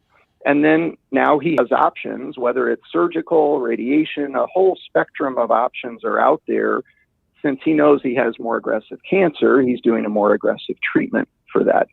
So, there are simple things we do in life that make a difference and save lives, whether that's wearing a mask or getting PSA testing. That's a simple test that he did, and he felt like he should get the word out to others that, get tested, for whether it's for yourself or loved ones. So just walk us through that. The PSA testing is an indicator then that you should go have a more thorough look? Yes. So it's a blood test. It's a simple blood test. And if there is suspicion on that blood test that there might be prostate cancer, then that will prompt further evaluations, which could lead to a prostate biopsy, which confirms the diagnosis. There's information you can get in between to get more specific information, like whether, for example, an MRI of the prostate can help see cancers that can then be targeted on the biopsy. So there is but the first step is just getting tested. And there has been some controversy or confusion in the past about PSA testing, but there is recent high-level evidence confirming that testing does save lives, that it does make a difference. And there are age groups that are more susceptible. The sweet spot for making the most difference in testing is in the 50s, 60s range for men. But men at higher risk, such as African-American men, family history, even of prostate cancer, even testing in the 40s is recommended. Yeah, we've been hearing a little bit more about, is the new age in the 40s instead of the 50s. It's sort of kind of 50 has kind of been that number. It's everyone turns 50 and says, "Hey, have you had the test?" Yeah. but lately, there's been some talk of maybe a little younger. But the PSA test is pretty simple and easy, at least as an indicator, as a starter, right? Yep, it's simple and easy, and it's something that patients should talk with their doctor about, what we call shared decision-making. Have a discussion with your doctor to see if it makes sense for you and your situation to get tested. And then if there is suspicion and on the test, then there will be further tests or a referral, usually to a urologist, to work that up and to talk about options. And so the cancer itself, when caught early, it can be contained in a polyp, and if it gets beyond that, it spreads quickly. Or what is the big concern there? Well, fortunately, prostate cancer is slow growing, but so we do have the opportunity to catch it early. But for advanced prostate cancer, yes, it can spread. It can get out of the prostate. It can go to lymph nodes. It can go to bone. And then we lose a window of opportunity where we could cure it relatively easily. And it's not that we take everyone with prostate cancer to remove it or do entire gland treatments like radiation. There are patients with localized prostate cancer that can be safely observed, just watched, and avoid there are some side effects of treatment that we're working on to reduce that can affect urinary function and sexual function. So by identifying men with cancers that are identified early on the spectrum that can be safely observed, they can either delay or avoid potential side effects of treatment. But when treatment is necessary, we have less invasive ways now to do that, including the single port robot, targeted treatments. And I should note that this month, Henry Ford was the first in the country to treat a prostate cancer patient with a targeted injection of nanoparticle chemotherapy agent as part of a phase 2 clinical trial. Congratulations on that, Doctor. Thanks for joining us on the Paul W. Smith Show. Thank you, Kevin. All right, have a great day. We are going to check weather and traffic with Dana Clark. This report is sponsored by SafeExcavator.com. Call or click 811 before you dig. There's a lot of stuff underground you can't see, and every few minutes somebody digs into a line, pipe, cable, or wire. Don't be that person. Call or click 811 before you dig and visit SafeExcavator.com. Traffic First also sponsored by Musk Construction Careers. It's National Apprenticeship Week. Earn while you learn in a union apprenticeship and graduate debt-free. We need qualified, motivated individuals to help us build Michigan. Musk Construction Careers, Management, and Union serving together. Learn more at mustcareers.org. 696 westbound at your 96-275 interchange. Accident blocking that a ramp there. Seeing slight delays from that accident just reported. Now, WJR Weather First from the Weather Channel. Sponsored by Marathon. No matter where your travels take you, Marathon can improve your engine performance with quality top-tier gasoline. Marathon, fueling the American spirit. It's going to be a cold one today. Cold start, cold finish. Clear skies, 33 degrees. We'll get some sunshine, though, mostly sunny, a high of 50. Tonight's partly cloudy, down to 35. I'm Dana Clark, WJR News, with Dick Hafner in 2 minutes. With much of Michigan adjusting to a new normal, Henry Ford Health System is all for moving forward. But what does that mean as we continue to battle this pandemic?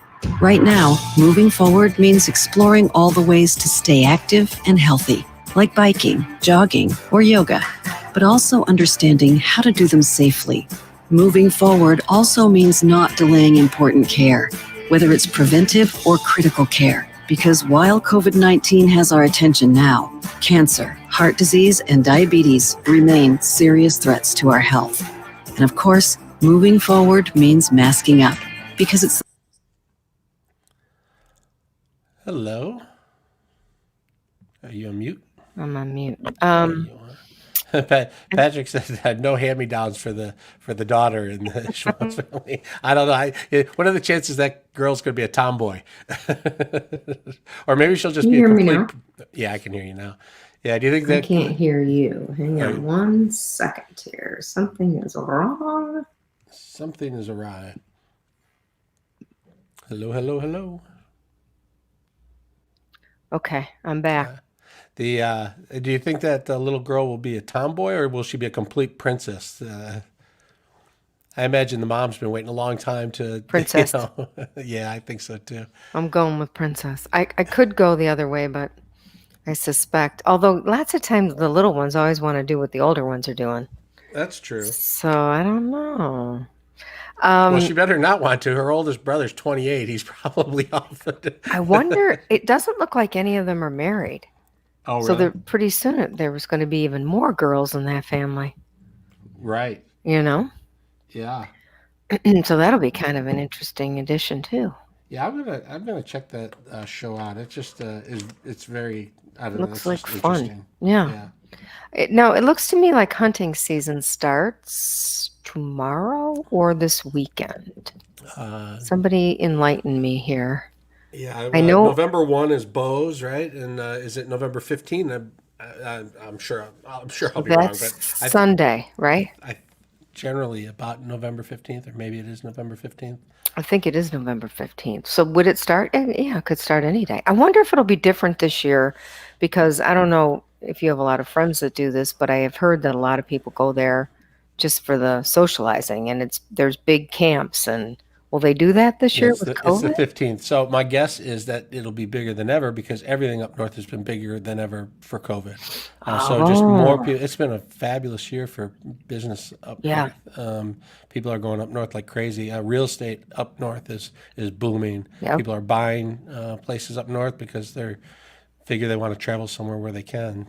Hunting season's the 15th Sunday. But do you think they'll gather all those guys together in one cabin? Well, so if I know nothing about hunting, but I do have a friend, and I just like recently was up at their cabin, and then they go to hunt, and they're in the hunting blind. The blind is so small that you wouldn't have more than 2 people in the blind, or 3 people in a blind. They're pretty small. There's several blinds in an area, but as far as the eating and sleeping in corridors and things like that. It's not. I don't think a lot of people go up in groups of 50. You go up with your group of 5 or 6 people, or 10 maybe, and you go and hunt. But you play cards and you do stuff like that. So you do have some closer interaction, but. I'm just looking at Patrick said hunting is the biggest social distancing event possible. So if you want a social distance, you go off on most go off on their own because you got to be super quiet, right, Patrick? You're silent in the woods, waiting for your for the deer to come or whatever you're hunting. When I looked at the blind, I was like, where does the TV go? I could sit in this blind if you had a TV in here. I saw it more as a tree fort hideout getaway. But I'm not a hunter. Are they decked out? Like what's in them? No, they're just kind of like little. Well, this particular one, is just a wood box standing up about 10 feet, and you climb up in there so that you can see well. And they had a window cut on the side, each side in the front, and had a little like plastic slide that you could slide open when you wanted to put your gun out to take a shot, and close it so you could stay warm when you didn't. There may be more rustic versions, and obviously, I'm sure. Many people hunt without a blind at all. They, you find a place. I don't know. Hunting has scared me. The idea of it, just being in a place with lots of people with guns, but they're, it's huge, right? It's huge. Big it's safe. business from Michigan. There are accidents, but they're rare. You hear them. We only hear the bad things. Yeah, it's one of those things. Like I'm sure it's much more dangerous driving up north to go hunting than it is done. Yeah, one of those kind of deals. Yeah, probably. It was interesting. Recently, one of the neighbors put on one of those neighborhood sites that he thought perhaps there should be some conversation about doing something about the large deer population. Yes. And it was really quite extraordinary, the reaction that he got. Most people were just absolutely positively against it. They love them. They feel like we've invaded their territory. It was fascinating to watch. I think by the time he saw all the reaction, he thought to himself, boy, I'm sorry I put this up here. And some people told him to move. Oh, okay. All right. But it's just interesting, people absolutely love watching the deer. Yeah. And then there's another, isn't hunting like something you kind of need to do up north at the very least? Isn't that what they say? Yeah, you have to thin the herd. To thin the herd, right? Yeah, no, or they will starve to death, which is not a great way to die. No. They populate, and there's also the car deer accidents and things like that. But the deer will actually starve to death. There's not enough food to go around for. Typically, that may change year to year, but I lived up north for 3 years, Annie. I lived in Sheboygan for a year and Traverse City for 2 years, and it was all about hunting and snowmobiling and fishing, and it was really wonderful way of life. People, they really look forward to the days that they get their licenses for fishing and hunting, and they go, and it just really neat. I'm really kind of jealous of it all because I can't do any of that stuff. I don't know if I don't have the patience or I don't like the solitude of it. So, very cool. Yeah, it is cool. From the great voice of the Great Lakes, this is Paul W. Smith on WJR with Kevin Dietz filling in for Paul. A day after Defense Secretary Mark Esper was fired by President Donald Trump and replaced by Acting Secretary Christopher Miller, several top-ranking Pentagon officials have resigned and or been replaced by Trump loyalists. Joining us on the line now is Rachel Sutherland, Fox News correspondent and WJR contributor. Rachel, thanks for being here. Hey, thanks for having me. One of them is General Anthony Tata. He is now performing the duties of Undersecretary of Defense for Policy. He is controversial because he was up for the job at one point, but his nomination was scuttled because of some tweets that he had posted, I guess, calling former President Obama a terrorist leader. Those tweets have since been deleted. He's apologized, but even at that makes him kind of an easy mark. There are a couple of others that are in Congressman Devin Nunes's orbit. One of them is Ezra Cohen Watnick. He's acting Undersecretary of Defense for Intelligence and Security right now. The other is Chief of Staff at the Defense Department, Kashyap Patel. So, yeah, this is interesting to watch, all of these changes at the Pentagon. Yeah, I maybe sometimes I miss stories and I don't get them, so maybe you can help me understand. Is the concern that these changes were somehow not going to be properly prepared right now between now and Joe Biden coming in? The likelihood of that wouldn't President Biden change most of these people anyway, or do they stay the same for quite some time until the transition is complete and things are going on? Well, there's concern because these, as you mentioned, they appear to be Trump loyalists, is the question of what is the president's end game.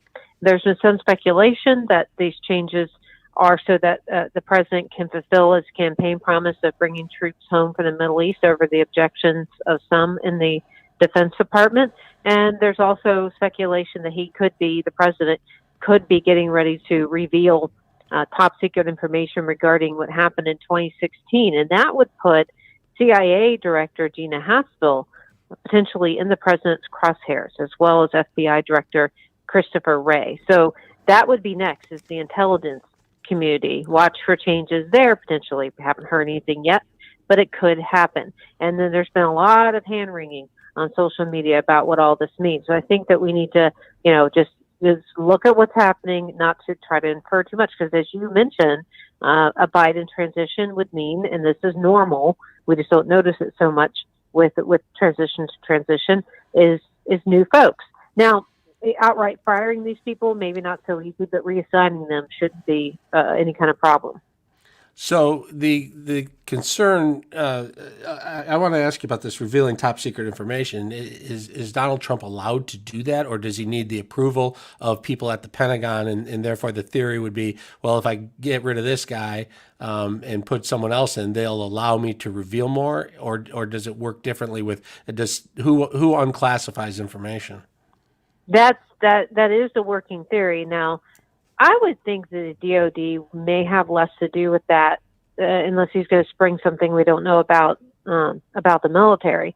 But the intelligence community, that's the reason why to really keep a close eye on all this, because you would think that he would need the sign-off from the higher-ups at places like the NSA, CIA, FBI. There are 18 different intelligence agencies, and so that's a lot under the intelligence community. And watch for changes there. If he's really looking to have a big reveal of some kind, you would think that it would have more to do with what's, the intelligence community and their response. So, and again, I mean, all of this, it's a matter of just, staying the course and watching what develops, because we just don't know. The president clearly still not really accepting the results of this election, still very upset about the outcome as it stands right now. But, even a long time, big conservative voices like Karl Rove is saying that the lawsuit that the president is filing isn't going to change this election outcome. And, but there are maybe other things that the president is working on. But it looks right now, as things stand here on November 12th, that a month from now, approximately December 14th, the electors will be seated from the states and cast their ballots for Joe Biden. All right. Well, I know you got to run, so I appreciate you stopping in and bringing us up to date. Thanks a lot, Rachel Sutherland. Thank you. All right. Yeah, that will be interesting to watch, to see. Is President Trump acting as if he is very confident that he has a second term coming and is going to somehow pull this off and therefore getting his new team moving forward? Or is he moving players around so that he can make some last minute decisions, whether it's bringing troops home or something else that he sees favorable? Very interesting. Right now, we are going to jump to WJR's Business Beat. Here's Jeff Sloan, founder and CEO of Startup Nation, to spotlight the entrepreneurial tech and startup community here on WJR. Good morning. We've said repeatedly on the Business Beat, there will be no returning to what we once called normal. And a recent study by the marketing agency Known reveals that both in life and in business, the human condition is inexorably changing in deep and dramatic ways. The study is called the Human Condition Study 2020. Kern Scherson, chairman and CEO of Known, had this to say. As the first wave of COVID-19 began to spread, we all knew it would alter our lives profoundly. As scientists and marketers whose work is rooted in listening and understanding people and culture, we felt a genuine need to dig deeper and uncover how this was impacting all of us. So the Human Condition Study illuminated just how significant this crisis has been, continues to be, and will be as it leaves its indelible mark on us for years and years to come. A couple of key highlights I pulled out. Just 13% of Americans see their lives going back to the way they lived it prior to COVID-19. People are reevaluating their immediate surroundings. 16% of adults, 39 million Americans across the U.S., are planning to move as a result of COVID-19. This figure is up from 10% in 2019. People are looking for more space, but they also want to be in a community that is more aligned with their personal values. Restricted mobility has refreshed a focus on hyper-local community interest. 30% of the population plans to increase spending at small local businesses, and that's certainly good news. So look, change is here to stay. The only normal will be the new normal. And for those of us thinking of starting a new business, or for those of us who already own a business and want to be positioned for success, know this. If you pay close attention to the signals being sent by our dramatically changing behaviors, you will find opportunity. To help you do just that, we'll post the full study results alongside the Business Beat feature on startupnation.com. Check it out. You'll find it illuminating. I'm Jeff Sloan, founder and CEO of startupnation.com, and that's today's Business Beat on the great voice of the Great Lakes, WJR. This report is sponsored by safeexcavator.com. Call or click 811 before you dig. There's a lot of stuff underground you can't see, and every few minutes somebody digs into a line, pipe, cable, or wire. Don't be that person. Call or click 811 before you dig and visit safeexcavator.com. Looking at ramp restrictions along 696 westbound at your 275 southbound ramp, accident blocking that ramp. New accident 696 westbound after Orchard Lake Road. A collision there is blocking your right two lanes. Now, WJR Weather First from the Weather Channel, sponsored by the National Electrical Contractors Association, NECA, and IBEW Local 58. It's National Apprenticeship Week. Their electrical apprenticeships are full-time, earn while you learn programs that start you on a lifelong career path in the growing electrical industry with great wages, benefits, and retirement. Apply on November 16th. Visit DetroitEITC.org. The best contractors, the best electricians, period. Looking good today. A few clouds and probably a heavier jacket on this morning. A few clouds this afternoon. A cooler 52 degrees.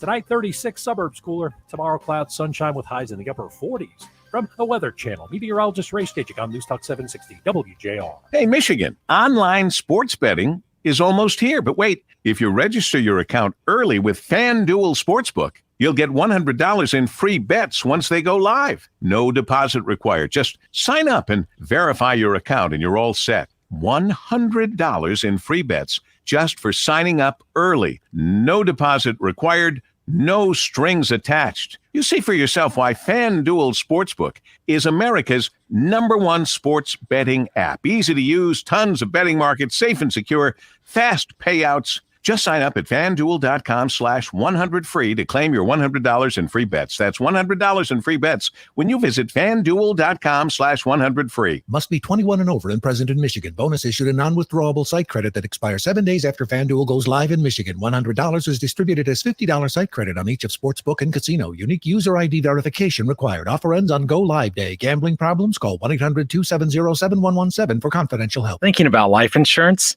Did you know in just a few minutes you can find the best price from up to 10 price competitive companies for free? You can with SelectQuote. For example, George is 39. He was getting sky-high quotes from other companies because he takes meds to control his blood pressure. But when I shopped around, I found him a 10-year, $500,000 policy for under $22 a month. I'm SelectQuote agent Dan Savino, and believe me, if SelectQuote isn't shopping for your life insurance, you're probably paying too much. For your free quote, call 800-890-6688. That's 800-890-6688. 800-890-6688. Or go to SelectQuote.com. Since 1985, we shop, you save. Get full details on the example policy at SelectQuote.com/commercials. Your price could vary depending on your health, issuing company, and other factors. Not available in all states. For over 100 years, Absopure has remained committed to serving communities throughout Michigan. And now, in your changed work environment, Absopure is ready to serve you just as they always have. Absopure is dedicated to providing offices with top-notch refreshment and top-notch service. They offer a variety of bottled waters for office delivery, including natural spring, steam distilled, and vapor distilled with electrolytes. And each variety comes in an assortment of sizes, ranging from individual bottles to 5-gallon jugs. And refreshment doesn't stop at water. Absopure is your go-to provider for a delicious assortment of coffee and coffee goods to power your workday. Whether it's by the pot or by the cup, they have the brand you love with the service you expect. Let Absopure make staying hydrated and fueled the easiest part of getting back to business. Visit Absopure.com/WJR or call 1-800-4-ABSOPURE to learn more about Absopure products and to sign up for safe, convenient, zero-contact delivery service. That's Absopure.com/WJR or call 800-4-ABSOPURE. Now back to more Paul W. Smith on WJR. Once again substituting, here's Kevin Dietz. 760 WJR celebrates our extraordinary Michigan military, first responders, frontline workers, and their families with Christmas on Us. We will be honoring 5 special families with gifts, spending cash and more. Join us in our efforts by nominating a deserving family, deserving military member, first responder, or frontline worker, and you can nominate them at WJR.com. Christmas on Us is sponsored in part by the Michigan Center for Fertility and Women's Health, Warren Consolidated Schools, and Oxford Recover Center, and is presented by Ahi Jewelers, celebrating life's special moments since 1947. And joining us now on the line is Dr. Sonia Reedy, a dentist who is here to tell us a little bit about a new study that may help us reduce the spread of COVID-19. Doctor, welcome to the Paul W. Smith Show. Thank you for having me. So in our family, we used to joke at the beginning of COVID that maybe a glass of wine would kill off the coronavirus before it entered into our throats and system. This is a little different, but it reminds me of that. Tell us a little bit about this study. Yes, I think wine and your mouthwash also have a little bit of alcohol. So, you could be right about it. The study, I think, talks about, I think ever since the pandemic, I think we're in a desperate need to find out how best to protect ourselves and prevent from coronavirus and any other respiratory virus as well. I think being a dentist and in the front line, we are pretty desperate about preventing a virus as well. So the way we are going about is we are having our patients rinse out with the hydrogen peroxide rinses in our office. Although the study is inconclusive, I would think, in my opinion, because it's practically impossible to keep rinsing your mouth every 15 minutes. I think the research said about 10 to 15 minutes is when we can actually inactivate the virus. So it's practically impossible, but still doing it a couple times a day should prevent us and protect us. What I found to be more useful, and which we have been practicing that way right now, It's actually breathing through your nose. There is a book named Breathe, and breathing through your nose actually, actually promotes nitric oxide. And this nitric oxide actually helps us with boosting our immune system, hence protecting us. So there's a huge study on that. That's interesting. So And I can go into it. yeah, no, I just So as you're thinking about these things, and as we go about our daily lives, there are little things we can do that will reduce the risk, and I think it's important to just kind of know what those things are, and to take part in them as much as you can. Absolutely. I think the little things that, of course, we are wearing masks in public areas, and we're washing our hands. I don't think mouthwash should replace any of that. And the little things, is actually, believe it or not, people, don't have correct postures. And when you hunched over, you actually block your airway. And when you block your airway, you're not getting enough oxygen. Hence, you're more prone for diseases. And even in our dental office, we're also doing ozone therapy, which is it's actually oxygen, another molecule in it, which is O3. And we're also noticing that ozone is able to kill the bacteria and viruses in your system and improve your immunity by actually increasing white blood cells. But I really want... Go ahead. No, go ahead. I really wanted to go more into this whole breathing through the nose with the nitric oxide, because a lot of people do not believe. And when we get stressed out, I think the natural human reaction is to not breathe and shallow breathe. But having able to, we are actually assessing people for one, sleep apnea, because if you don't get enough sleep, you're not getting enough oxygen to your brain. Hence, your brain goes into fight and flight mode. And, you're producing a lot more cortisol, decreasing your immune system. So how do you get better at breathing through your nose? I think that's a fantastic question. A lot of people, I think you can go to a dentist and actually get screened for sleep apnea, number one. And number two is, being consensuous throughout the day to able to close your mouth and breathe through your, turbines, because when mouth breathers don't get all the filtration that we have in the nose, and a lot of us are shallow breathers and mouth breathers, including some of the kids, if you have noticed. That's why I think the immune system can be lower, but definitely breathing through the nose, that this nitric oxide has a lot of benefits. It actually lowers blood pressure, it boosts the immune system, improves exercise performance when we actually work out, and increases brain function.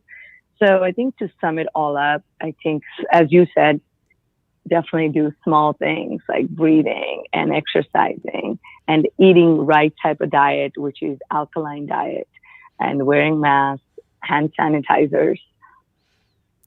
Do you think these? I have a friend who uses one of those breathing machines because he's a snorer and a mouth breather. Do you find that those work and help people breathe more through their nose, which would give them more oxygen to their brain? Absolutely. CPAP machines are what they're called. And when we do sleep apnea study, that's what we find. If they're in the severe cases, we recommend CPAP.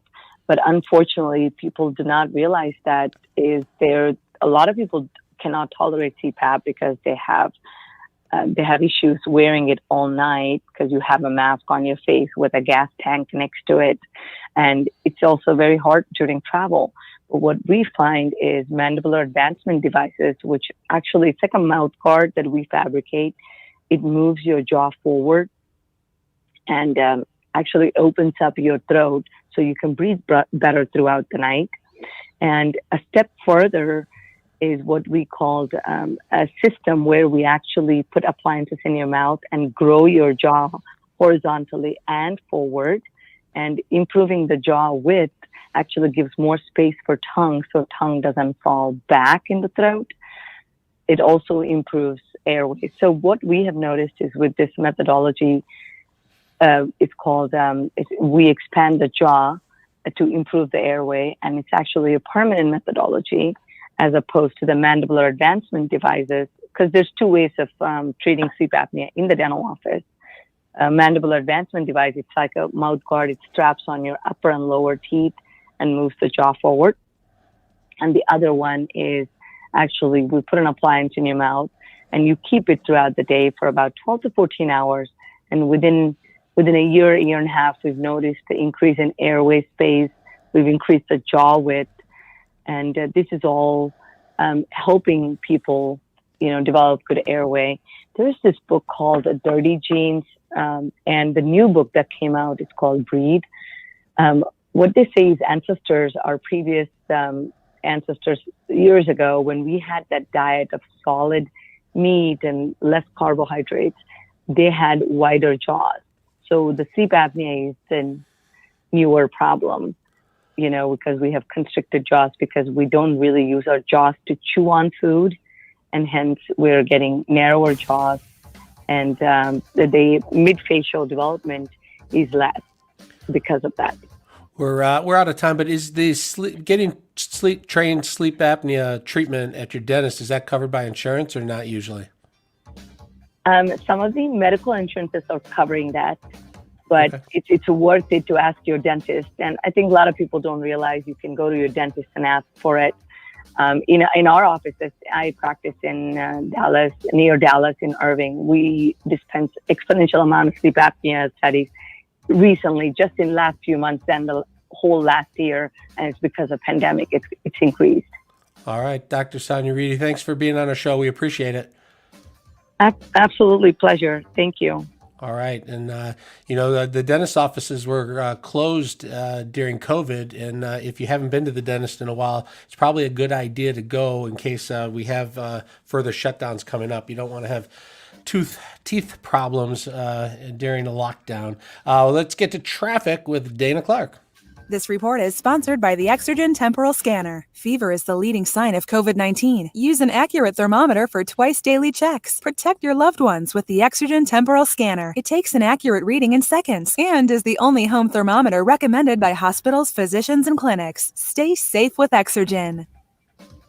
Traffic first sponsored by McLaren Health Plan. McLaren Health Plan is helping families stay healthy with coverage for virtual doctor visits, flu shots, and access to over 140 hospitals in Michigan. McLaren Health Plan, the right plan for right now. Learn more at mclarenhealthplan.org. 696, a westbound ramp to 275 southbound, accident blocking a portion of that ramp. 696 westbound at Orchard Lake Road, a collision is blocking the left shoulder. Now, WJR Weather First from the Weather Channel, sponsored by Shelving.com. Shelving.com can help your business or warehouse close out the year with strong selections of high-quality storage products. From rivet shelving and bulk storage racks to NSF carts and label holders, shop the products you need. Step up your storage. Visit Shelving.com. That's Shelving.com. We rack your world. Chilly start to this Thursday forecast. A little bit cooler today, but at least we get sunshine. Currently sunny, 33 degrees. A high of only 50 today. Back to normal. Tonight's partly to mostly cloudy or low 35. Even cooler to kick off the weekend on Friday, partly to mostly cloudy and a high of 47. I'm Dana Clark, WJR News with Dick Hafner in about 1 minute. This is Mike Donovan, host of Not Free America on Sundays at 5 p.m. right here on WJR AM 760 in Detroit. Will our country survive the coronavirus, riots, and economic devastation? Join us each week as we help you prepare for the new normal in this Not Free America. Clean energy isn't a buzzword. It's a... Are you breathing? Is that from you? Is that... No, Gorko? that's from Brian. Is that how you... Brian says Zach is Zach Gorko. But what's his... Gorko. But the company's Gongwer. Gongwer. Is that what it is? Gongwer. Looks like Gongwer. Gongwer. Brian, ask Zach. Gorko. Ask Zach Gorko. How do you pronounce Gongwer? I bet it's Gongwer. Gorko. Are you breathing? You talking to me? Mm-hmm. Uh-huh. She just said we have to breathe. I know. I have I'm a mouth breather. So am I. I was interested in what you had to say. So that dental thing is I've heard of a lot of people who use that. Actually going to the dentist for sleep apnea? Yes. I've it's a not thing. heard of that at all, and I have Yep. sleep apnea. You should probably ask the dentist. They have that mouth thing. Yeah, I've never heard of that. I'll have to. But on my phone, I have a breathe app. What does that do? Just remind you? Well, you set how many times a day you want it to remind you to breathe. Oh, okay. And then you do it for. So when you said that breathe app, you said, how about using a breathe app? I thought you meant the machine. So I thought you meant like apparatus. Like Oh, apparatus. yeah. No, it's you would It's love a communication error. It's a communication error. It's like the thing that tells you to get up and move around because you've been It's sitting the too same long. thing. I got you. And then once you do it, then it shows you what your heart rate is. And your heart rate always comes down when you do it. And you only have to do it for 1 minute several times a day. Okay. And you do it. I mean, she made an important point. Don't breathe through your mouth. Try to do it through your nose, like you would in yoga. Anyway, I thought it was good advice. I also liked the part about the wine. Right. It made me feel a lot better about myself. I'm like, what is this mouthwash nonsense? What's the only thing of mouthwash that could help you is alcohol. Right. So when I have a glass of wine, I can say, I'm stopping COVID. Therapeutic. Stopping the spread of COVID. It helps me breathe. Just so we're straight on this, it's therapeutic. It's a therapeutic glass. I don't want anybody to, It's wonder. medicine. Right. It's my medicine. I'm doing my part for COVID, stopping the spread of COVID. My grandpa used to do that, He used Yeah. to at night he'd be having a drink and he'd have a twinkle in his eye and he would always say, "This is my medicine." Well, in some ways it probably was. Yes, right, exactly. Whatever works, whatever gets you through. Whatever gets you through. Okay, so you've got Zach here. You don't need anything from me. He's No. talking about election stuff, right? Yeah, yep. Okay. Yes. Unless he doesn't, and then we'll see. Then you just jump back on. I'll be back. But I have a feeling I saw a good article in the news this morning about election stuff. Yeah, no, Michigan is very active. I'm a little curious what the strategy is because Michigan is not the closest vote total by far. There's No. other states, but a lot of the attention is in Michigan. I don't know if that's just because of the large number of affidavits of that people have been willing to sign because they've seen things, allegedly have seen things, or if there's a big Trump strategy that they can do something here in Michigan to turn it around. Do you remember what the vote total was? Is it 138,000 or it was a big number compared to Georgia. Georgia is like, razor thin, less than 1%. Michigan's more than 1%. It's definitely over 100,000. It's somewhere between what you just said. I think it was like 138 to 140 something. Yeah, that's what I thought, 138. Which doesn't mean you can't find those necessarily, but it's a bigger number than, I think statistically per total population. I think it's a bigger number than some of these other states. But hang on, let me see here. I'm just looking. I just found something. Let me see if I can. And they're automatically recounting in Georgia, and I think they are in Wisconsin too. But I was listening to somebody, actually it was Mitch Albom was saying that, hey, when you look at Georgia, less than 1%, Arizona, less than 1%, maybe mention Wisconsin, less than 1%, it gives you a little more patience and understanding why they want to look at these things. I mean, if you ran for office and lost by less than 1%, you'd want to know what happened. Look at that. Yeah. Now here, though, you're talking about a difference in the presidential race of 146,123 votes. In Michigan? 146, 123, yeah, in Michigan, with Biden having 50.6% of the vote to Donald Trump's 47.9%. Yeah, so that percentage-wise is, I mean, it's not. I'm not saying it's big, but it's bigger than other states. I just wonder if they see something in Michigan that that makes them, and that was what they're saying. They're saying, well, as they file lawsuits, they get discovery, and if they find something, they can go back and check that thing in other states too. I'm not sure. What But about Karl Rove saying he can't win I thought was pretty big news yesterday. I mean, I did too. Or it was a big bucket of water, a cold bucket of water. Yeah, For because conservatives. But here's a question for Zach. Why are the Wayne County lawsuits filed in the east or in the west? Yeah, I know. I wrote that down too. So I'm going to guess, and I'll ask him. I'm going to guess because Lansing is in the Western District, and I'm guessing they're going to say somehow the governor's office had something to do with it. Or Benson. No, Lansing. I'll be back. Yeah. Somebody in Lansing. Somebody. WJR. Once again, substituting, here's Kevin Dietz. If you've been watching the national news and the election updates, you've probably noticed that there's been a lot of attention on lawsuits in Michigan. Maybe more lawsuits filed here than many of the states that seem to have much closer vote margins. Join us now to talk about this and other things election related is Zach Gorko with Gongwer News. Zach, welcome to the show. Hi, Kevin. Thanks for having me. So I know you've been following this, and it as I watch it, I wonder why Michigan is getting so much attention from the Trump campaign, the Republican Party, when at 146,000 vote difference. It seems like a wider margin than other states. Is there something someone's seen here in Michigan that makes it a target for these lawsuits? Well, for one thing, they've got a lot of electoral votes they've got to make up. The way it's looking, Joe Biden's going to come in at 306 electoral votes. That's more than 36 above the minimum needed to win. So they've got to try, or at least they think they've got to try, to turn a lot of states. And Detroit has long been an easy target for Republican claims of fraud, and even though there really hasn't ever been a proven case of mass voter fraud in Detroit, and even though Donald Trump actually did better in Detroit in this election than he did 4 years ago, there's no indication that somehow there were tens of thousands, let alone 146,000 new voters showing up in Detroit this time. But they are grasping at straws, and Detroit makes for an easy target because there have been snafus in Detroit's vote count for many, many years. I mean, there's no question about that.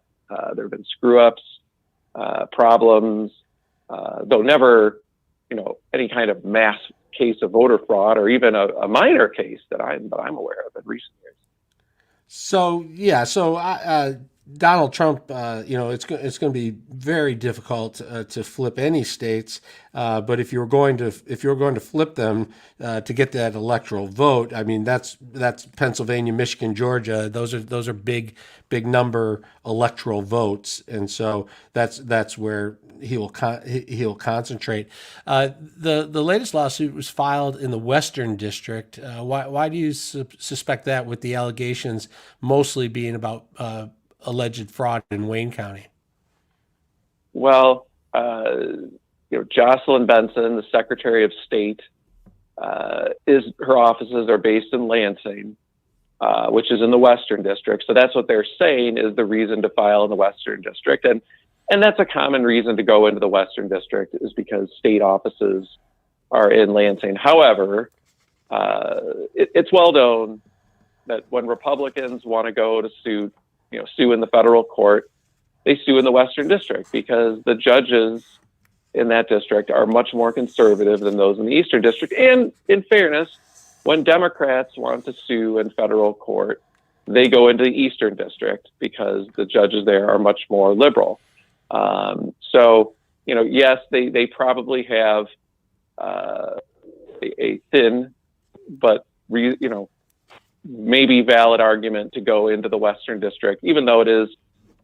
I mean, you couldn't really find a more blatant case of judge shopping, given almost everything they're talking about here is in the Eastern District. They've raised the whole issue that came up in Antrim County where the software, there was an error, it appears, in the clerk staff's usage of it, and it caused all of the votes to show for Democrats. I shouldn't say all, they caused the votes to more or less be flipped there, where Democratic votes went to Republicans, Republican votes went to Democrats. This turned into a number of fringy Republicans trying to claim this was somehow a Democratic conspiracy, which, was laughable given that Antrim County is a very, very Republican county. All of the clerk up there is a Republican. Virtually all the elected officials up there are Republican. The idea that Antrim County would perpetrate a conspiracy against the Democrats is ridiculous, and this appears to be a case of human error. The problem was caught and corrected within 24 hours. So it seems, but that is also in the Western District. It seems to me like to overcome a 146,000 vote deficit in Michigan, they would have to find some systemic problem, which has not popped up yet. And I just wonder if they will eventually try to get to the idea that Jocelyn Benson somehow violated a constitutional right by allowing so many applications to be mailed out, or some sort of strategy like that. But that has not been filed anywhere yet, right? No, that has not been filed anywhere. And, I just can't imagine that a federal court, what is the federal violation there? Because the reason they've gone to federal court here is they've tried to claim an equal protection violation in how poll challengers were treated. Now, we'll see what happens with that. It seems like a long shot, but you can at least make a federal claim there. But what would be the federal claim for Jocelyn Benson to have, mailed absentee ballot applications to everyone in the state? I just don't see what it is. There was an attempt to go into state court to argue against that, and it did not succeed in state courts. So that seems like a reach. Yeah, I would speculate, though, that the Trump campaign would want to file anything they could in the federal court in hopes of somehow getting to the U.S. Supreme Court, in hopes of somehow some Hail Mary long shot that helped out. Okay, great. We are out of time, Zach. I want to bring you back on in the near future as this develops. I appreciate you taking some time this morning to bring us up to speed on it. Thanks, Kevin. All right, have a great day. We are going to take a quick break, and we are going to check weather and traffic with Dana Clark. This report is sponsored by SafeExcavator.com. Call or click 811 before you dig. There's a lot of stuff underground you can't see, and every few minutes somebody digs into a line, pipe, cable, or wire. Don't be that person. Call or click 811 before you dig and visit SafeExcavator.com. Well, Kevin, it looks like all the problems are mainly along 696, a new one. 696 eastbound at Campbell Hilton, accident blocking 2 left lanes. Those right 2 lanes are blocked, delayed from at least Woodward. 696 westbound after Orchard Lake Road, accident has moved off to the right shoulder. 696 westbound ramp to 275 southbound. Accident blocking a portion of that ramp. And 75 northbound after Dixie Highway, a collision there is blocking the left lane. Now, WJR weather first from the Weather Channel, sponsored by McLaren Health Plan. McLaren Health Plan is helping families stay healthy with coverage for virtual doctor visits, flu shots, and access to over 140 hospitals in Michigan. McLaren Health Plan, the right plan for right now. Learn more at mclarenhealthplan.org. Continuing with the chilly temperatures, near seasonable though for this time of year. A few clouds this morning, a few as we get into the afternoon, otherwise blue sky, 52. Some clouds tonight in town, about 36. Suburbs a little cooler. Cloud sunshine, a little cooler tomorrow with a high of 48. For the Weather Channel, meteorologist Ray Stagik on News Talk 760 WJR. I wear my father's Patek Philippe wristwatch every day, and every day I am reminded of him. I used to watch the way he dressed. He would shave and talk, trying to answer my every question. He would put on his crisp new white shirt and a different suit for every day of the week. I could never understand why. I always wore my favorite pants every day. He would then put his wallet into one pocket and his fountain pen into the other. And finally, it was always finally for some reason, he would put on his watch, his Patek Philippe watch. And every day he said the same thing. One day you will wear this on your wrist. And now I do. And every time I wear it, I think of him. You never actually own a Patek Philippe. You merely take care of it for the next generation. The latest collection from Patek Philippe. Begin your own tradition. Explore the Patek Philippe timepieces exclusively at Edmund T. Ahee Jewelers. The Ahee family would be honored to present the Patek collection to you. Visit Edmund T. Ahee Jewelers on Mack Avenue between 7 and 8 Mile Roads in Grosse Pointe Woods. Learn all about heart attack, stroke prevention, artery disease, and how to beat the widowmaker from Dr. Brian Colander, MD, arteriologist and internal medicine specialist. Tonight at 7:05 p.m. on News Talk 760 WJR. Hi, folks. Craig Hubble, General Manager at Crestview Cadillac in Rochester. This is the month I want you to be driving a new Crestview Cadillac. You know, your safety is our top priority here, and I have a ton of 2020 and 2021 Cadillacs in stock ready to deliver to you tonight, fully sanitized. These are the best prices of the year, and we're experts at employee pricing. We pull ahead Cadillac leases every day, and you'll always get a Cadillac loaner here. Call us now, see us on Rochester Road or at CrestviewCadillac.com. WJR and the Chilani Family Foundation have launched Hunger Free in the D, a 3-week matching gift campaign to support the Capuchin Soup Kitchen and Gleaners Community Food Bank. Our goal is to provide 500,000 meals to struggling families during the holidays. And now the Chilani Family Foundation will match up to $200,000. Now, as we prepare for Thanksgiving, let's help Gleaners and the Capuchin Soup Kitchen make a difference for those less fortunate. This is Dario Bergamo, proud supporter of Hunger Free in the D. Without business leaders in the community, we really would not be able to continue what we do. Chilani Family Foundation's Tom Chilani. The partnership between Capuchins and Gleaners is very strong. They help out a lot of people, and I felt it was good that Vicki and I and our foundation get behind the two of them. Give now. Go to hungerfreeinthed.com or call 313-254-4788. That's hungerfreeinthed.com or call 313-254-4788. Is the cost of finishing the basement worth the benefit of some peace and quiet? When questions find you, Merrill Edge Self-Directed Investing can help you find answers with personalized planning tools and insights to help you get where you want to go, even if it's just downstairs. Merrill, a Bank of America company. Visit merrilledge.com/withinreach to get started today. Investing involves risk. Merrill Lynch, Pierce, Fenner & Smith Incorporated. Registered broker-dealer, member SIPC. Investment products are not FDIC insured, are not bank guaranteed, and may lose value. Time's running out to win over $2 million from Publishers Clearinghouse. Enter at PCH.com, and your family could soon be celebrating the win of a lifetime. I just sent Brian a note too. Is the guest there? Do you know? Doesn't look like it. I just gave him her. Nope, she's there. Okay, good. I wonder what she thinks of breathing. Zach was good. Yeah, excellent. I forgot about the which is funny because it's a it's well known for reporters that the conservative judges are on the left side of the state. Here's Kevin Dietz. The United States has surpassed 10 million cases of COVID-19 and hospitalizations are breaking records. Add in the usual cold and flu season, and you have an even bigger recipe for disaster. Yesterday, 144,000 new cases of COVID and 1,893 new deaths. It's a lot to worry about.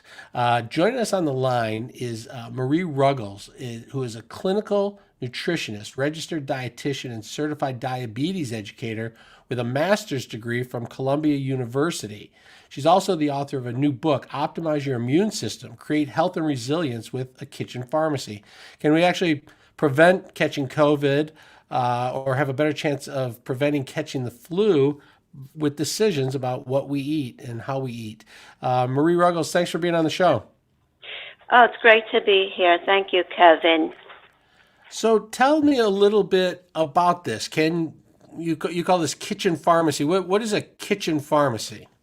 Yep. The important thing about having a kitchen pharmacy is that if you've been exposed to a sick person or an unhealthy environment, you want to have access to certain products, teas, vitamin C, a few other supplements right away, because timing is everything. This is all about getting ahead of a virus. And there are thousands of research studies showing that these products are effective, including my top 5 critical nutrients: vitamin D, C, A, zinc on the top of my list, along with selenium. And how do we get more DCA, zinc, and selenium in our diet? Okay, so what I'm teaching is a unique approach that I've used for years, and it's actually very effective. Phase 1 is foundational immunity, and that's actually what you do every day. Decisions about eating a whole foods diet, getting out in the sun if it's warm enough, 15 minutes, 3 times a week. So that'll give you your vitamin D. And the whole foods diet will also provide a foundation of all the nutrients. But even if you try to eat really healthy, there are those few nutrients that are really hard to get from foods because our soil is depleted.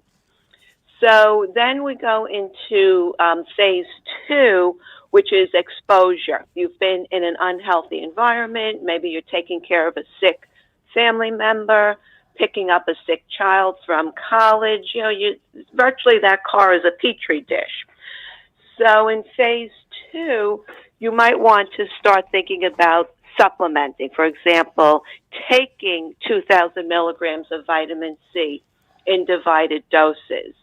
Or if you're starting to come down with something, that's my phase 3, not sick, we're still talking about prevention, then you would up that C even further to, say, 500 milligrams every 2 hours.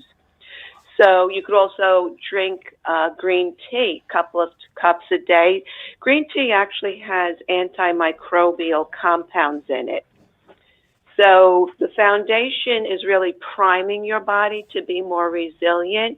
The phases 2 and 3 mean maybe you've been exposed, but you can stop that virus from replicating. We have compounds in foods and nutrients that have been shown to do that. 20 years of research. And what are some of those foods? Because does it change once you're just your everyday eating well to try and help prevent these things, get the vitamins you need to fight off stuff. But as you get into the exposure or actually start to become sick, can you still stop it at that point or reduce it? Yep, absolutely. For example, zinc actually is shown to prevent viruses from attaching to our cells. And if they happen to breach the cell border, zinc actually stops the virus from replicating. So the best food source of zinc is actually oysters. So this is something I actually recommend supplementing with, like 25 to 30 milligrams a day, because most people aren't eating oysters on a regular basis. And then mushrooms have an array of antimicrobial, antiviral compounds. So I recommend cooking with mushrooms twice a week all winter. But if you feel like you're starting to come down with something and you really want to up it a notch, try and have mushrooms every other day. Something like ginger and garlic, people don't realize these are antiviral foods. As a matter of fact, if you chop garlic and let it sit for 5 minutes before using it, it actually develops even more compounds. That's what I call my chop and hold garlic. But you don't want to wait, until you during, your well days, you want to be building up your stores of these nutrients. And that brings me back to vitamin D. First of all, most people should have their vitamin D tested about twice a year. But if you're prone to respiratory infections, 3 times a year. Because a lot of the studies on vitamin D show that it's very powerful in stopping a respiratory infection in its tracks. And that's really important right now because you want to prevent a cold from going to bronchitis, from going to pneumonia. That's where you get in trouble. And you don't need to have a doctor's visit every time you need, to test your vitamin D. They can just submit it electronically. So on your, annual visit, just ask them to submit 2 additional lab slips so you can go to the lab at regular intervals. And then if they can't help you with the dosing, on my website I have access to a vitamin D calculator. So you can just put the lab value right in there, and it gives you a good starting point for how much you need to take, because you want to get your vitamin D up to around 60. And my website is Marie Ruggles, RUGGLES.com/D calculator. And you could scroll down and put your number right in there. And can you do this on a budget? Oysters and supplements sounds expensive to me. Yeah, absolutely. And that's something that I address in my book, because this information should be accessible to everyone. So I do speak a lot about how to get all of these nutrients in and save money at the same time. Actually, one of my favorite things to do is to make a soup. It could be a vegetable or a chicken soup, and to add in some of my superfoods. Now, I have a list of about, 40 superfoods, but some of my favorites to just add into a soup to make it, super immune boosting are, again, the mushrooms, oregano, either fresh or dried, parsley at the end, because you don't want to cook off the vitamin C in parsley, the ginger, garlic, colorful vegetables. There's some research just about 6 months ago where the authors of the paper actually said that deeply colored vegetables have antiviral compounds that are very potent. So you can just make a soup and have it loaded with all of these nutrients. Not to mention, if you can use, make your own or buy bone broth. Our immune cells are actually made in our bone marrow. So Grandma certainly knew what she was doing when she was cooking those bones for hours. Truly, that makes for a healing soup. Takes a long time to make that, but there is a company that I found, Fire and Kettle. They make an excellent bone broth. And you can just use one container and then combine, the rest of the vegetables and the chicken with water. All right, Marie Ruggles, we'll put your book and your website up on our website at WJR.com. Thanks for being on the show. Thanks so much for having me. Be well. You too. Let's check traffic and weather with our friend Dana Clark. This report is sponsored by SafeExcavator.com. Call or click 811 before you dig. There's a lot of stuff underground you can't see, and every few minutes somebody digs into a line, pipe, cable, or wire. Don't be that person. Call or click 811 before you dig and visit SafeExcavator.com. Kevin, an earlier accident along your 696 westbound ramp to 275 southbound ramp. That collision is clear. 696 traveling westbound after Orchard Lake Road accident has moved off to the right shoulder. Eastbound 696 at Campbell Hilton. 2 lanes blocked. A wreck there has you slow from at least Woodward, and 75 northbound after Dixie Highway accident blocks a left lane. Now, She was good. Wow, I was very interested in that. That surprised me. I have a doctor who's a regular doctor, plus he does holistic medicine, so he's a combination. Mm-hmm. And those are the exact supplements that he recommends too for this coronavirus. Oh, is it? So, Yep. the supplements you got to buy, you kind of got to buy your D&C, it looks like. You should buy your D&C. That's hard in the food. The selenium, you can get selenium from 1 or 2 Brazil nuts every day. Okay. Don't do more than that because you have to watch how much selenium you take. Mm-hmm. Zinc, I guess you could get it from... I liked zinc. She had mushrooms, she had garlic, ginger. Those are easy. Oysters, I don't know how easy that is. And I don't know about the A. Some people do take A. Mm-hmm. I don't, but my doctor is... the A is another one, especially if you have a virus. It's definitely on her list. Did she say? I don't remember what she said. A, where you can get your A from. No, I didn't hear that. But yeah, you definitely should be taking 2,000 if your stomach can handle it. 2,000 milligrams of C a day, and then the D. Everybody should be taking some D unless they have some, especially in Michigan because you don't get enough D. Yeah, so it's pretty easy. I do most of this, and it's pretty easy to do. Yeah, and I would think with your hours, it would be easier for you to catch something because you're just tired, I mean, Just tired all the time. Yeah. Crazy hours. I'm going to see if I could find foods with vitamin A. So my research team here. Mm-hmm. Yeah. I know about research teams. I too have an extensive research team. I could spell. It would be a lot better. Mm-hmm. Foods with vitamin A. I don't know. That didn't work. I don't really like oysters, though. What? Top foods with vitamin A include liver. Ugh. Fish is good. Fortified cereals. Sweet potatoes. Top sources of vitamin A: carrots, broccoli, cantaloupe, and squash. Yeah, carrots, number 1.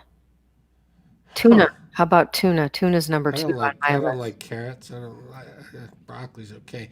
Tuna, I like tuna. Does that count? Yep, tuna's number 2. Okay. Butternut squash. I do like butternut squash. I see it once a year at Thanksgiving. Yeah. And I do like it. How about sweet potatoes? I don't like I sweet love potatoes. sweet potatoes. No. How about sweet potato fries? No. Because I've tried, and they're very good for you in so many ways, but they're loaded with A. But it's mixing sweet with a potato. What? My mom loves sweet potato fries, and so whenever I'm with her, we get sweet potato fries, and I think they're very good. My whole family likes them, except me. The other thing what is that thing on fries they put on that oil or whatever? Truffle oil. Oh my gosh. We just had that last night. We had truffle oil fries from Red Coat Tavern. So good. So good. But ridiculously good. But if I have too much truffle oil, I do get a stomach ache. But oh, really? Oh my gosh. And have you had truffle oil on pizza yet? Oh, no. There's a place that we get pizza from. They do truffle oil on their pizza. It's unbelievable. It's fantastic. Broccoli's number 10. Number 10? Well, I'm not eating broccoli if it's only number 10. I like broccoli. I do too, but I mean... I like roast broccoli. How about asparagus? I like that.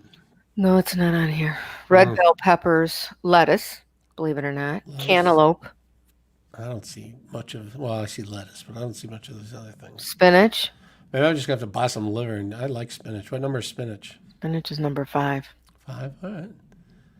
But, it is smart to, start really taking care of yourself. Yeah, I know. It's it's not that hard if they just say, if you put a list there and you said, oh, all right, I'm going to get a green tea every day, and I'm going to get mushrooms every other day, and garlic, if you like garlic. We garlic do that. Garlic on a chicken shawarma sandwich is that's fantastic. We do garlic almost every day. Do you? Mm-hmm. Garlic, onions, mushrooms. I've heard this about the mushrooms. The soup was a good idea too, because you could make a big soup and keep it for a few days. Especially with the kids coming home. Yeah. And then it was interesting, although I think people know this, but they forget that you don't want to cook all the good stuff out of your food. Right. You have to throw it in and boom, it's gone. Or in my case, it's microwaving leftovers. Daylights out of nothing left in there.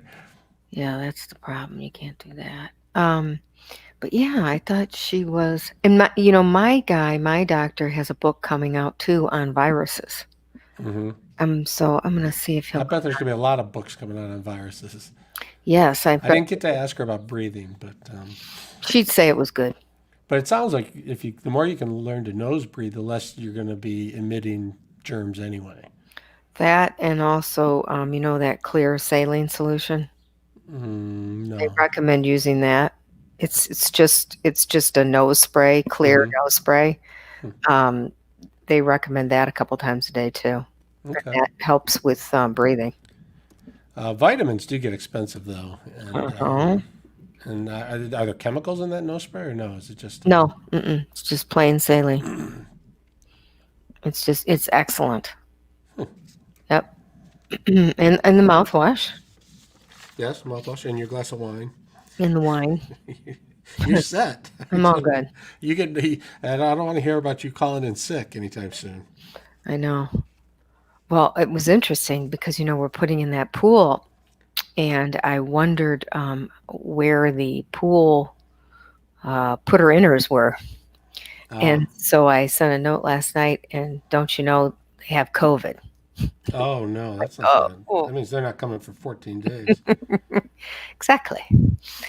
That's fine. You want them to do it now, not in the spring. You don't want to lose a whole season in That's the spring. That's why we signed on to it now. You're going to find you're going to be very frustrated with pool people. They have more customers than they need, and all at the same time. So everybody needs them at the same time to open, and everyone needs them at the same time to close.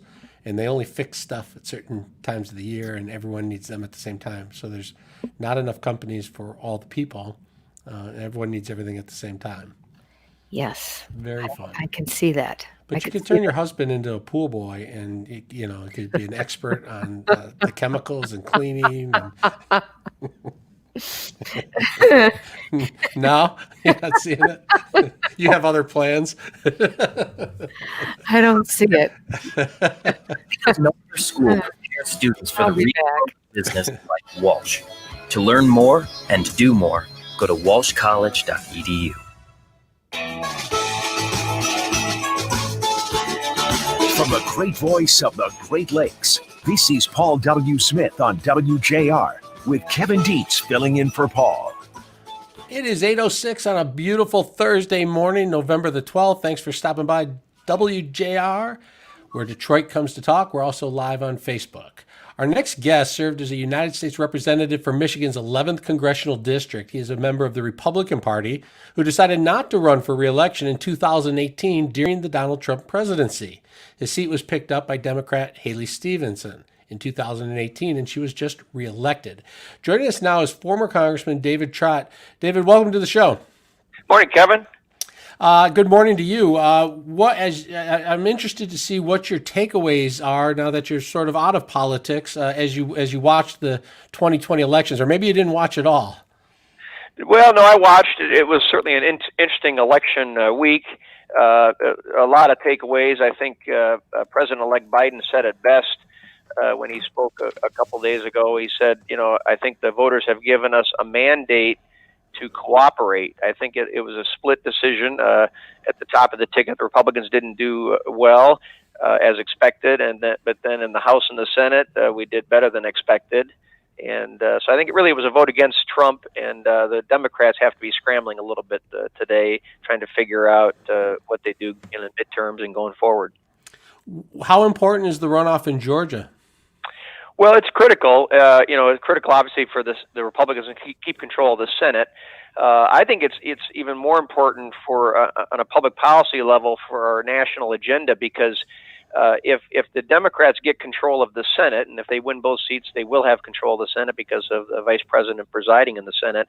The progressive left agenda is going to be the message of the day, and that's all that Joe Biden will be allowed to work on, because the Democrats will have control of everything. Whereas if we have divided government, we maybe have a hope of Biden and McConnell working together on a more moderate agenda that can move our country forward. But I think if the Democrats get control of the Senate, the policies we're going to see from the Biden administration will be much more progressive and liberal, and I think it'll be just another violent swing to the left that's probably not good for our country, and certainly not good for business. Where do you think Biden would go on policy if he didn't have to worry about the Senate at all? Where would he land?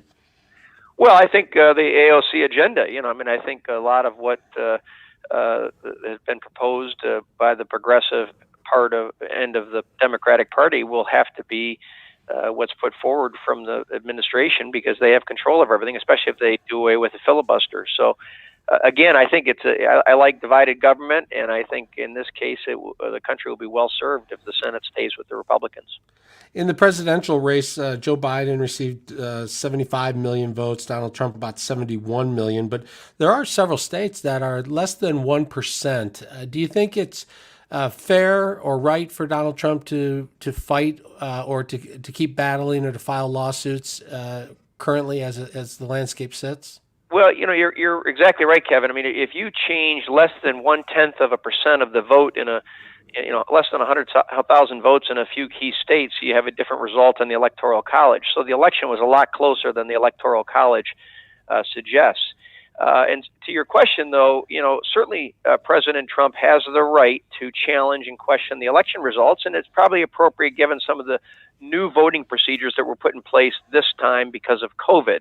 That being said, his messaging around it has been horrible, as expected.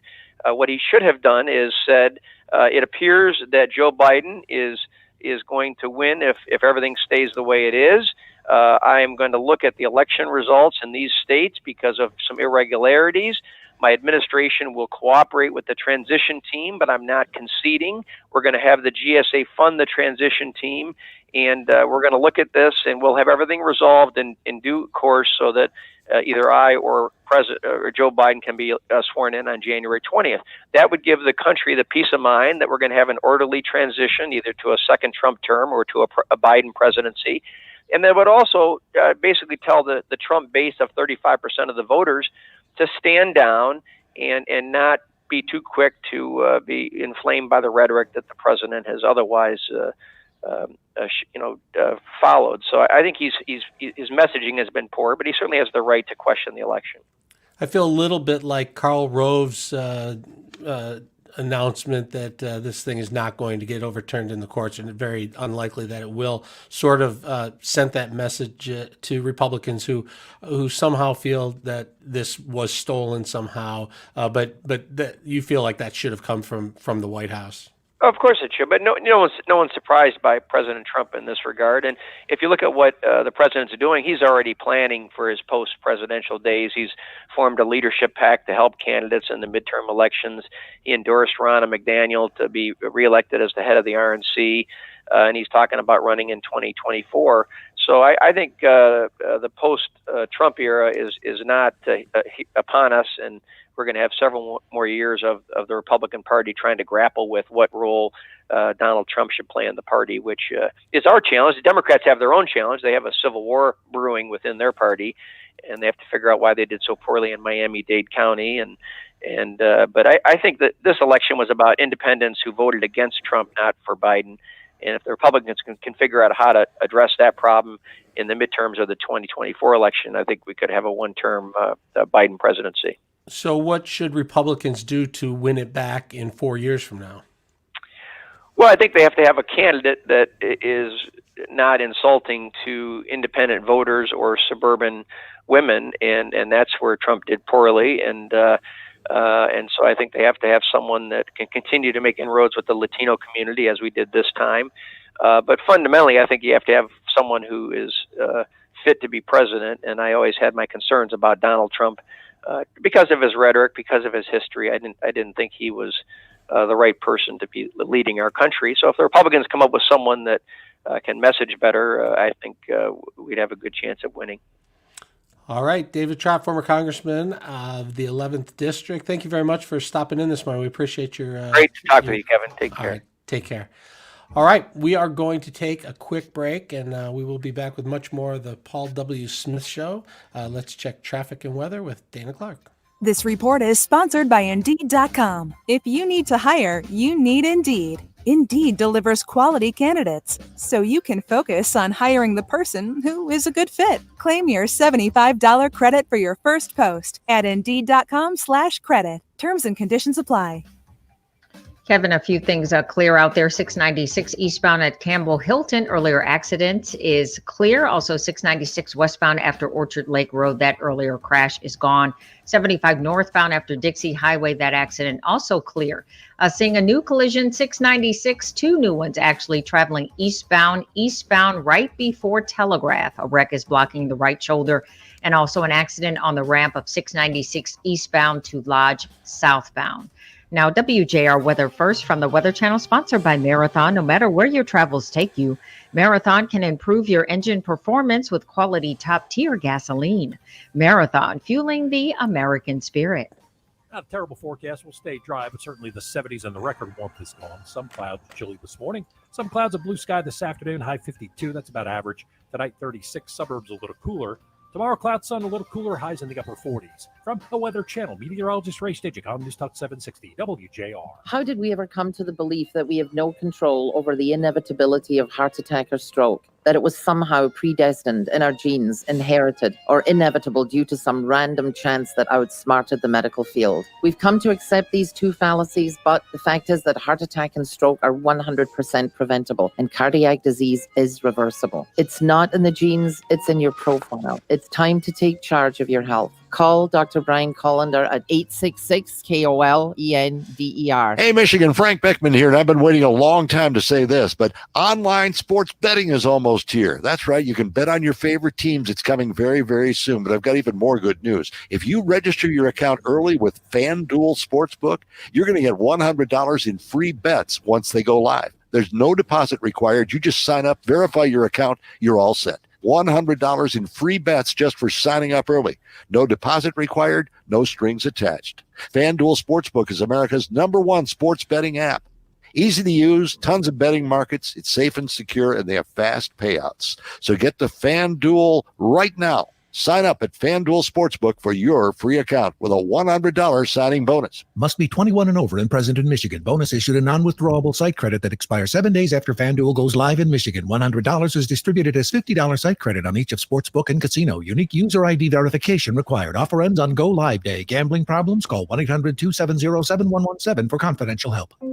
2020 took a different path than we expected, but it definitely didn't slow our pace. Planet M has helped private and public entities work together to advance the future of mobility technology along a challenging course. Working together has been the key to staying on the right path. So whether you're just getting started or already an industry leader, Planet M is your connection to Michigan's mobility ecosystem and our future. If you're ready to make a move with your business, see how we can help at planetem.com/pure-partnership.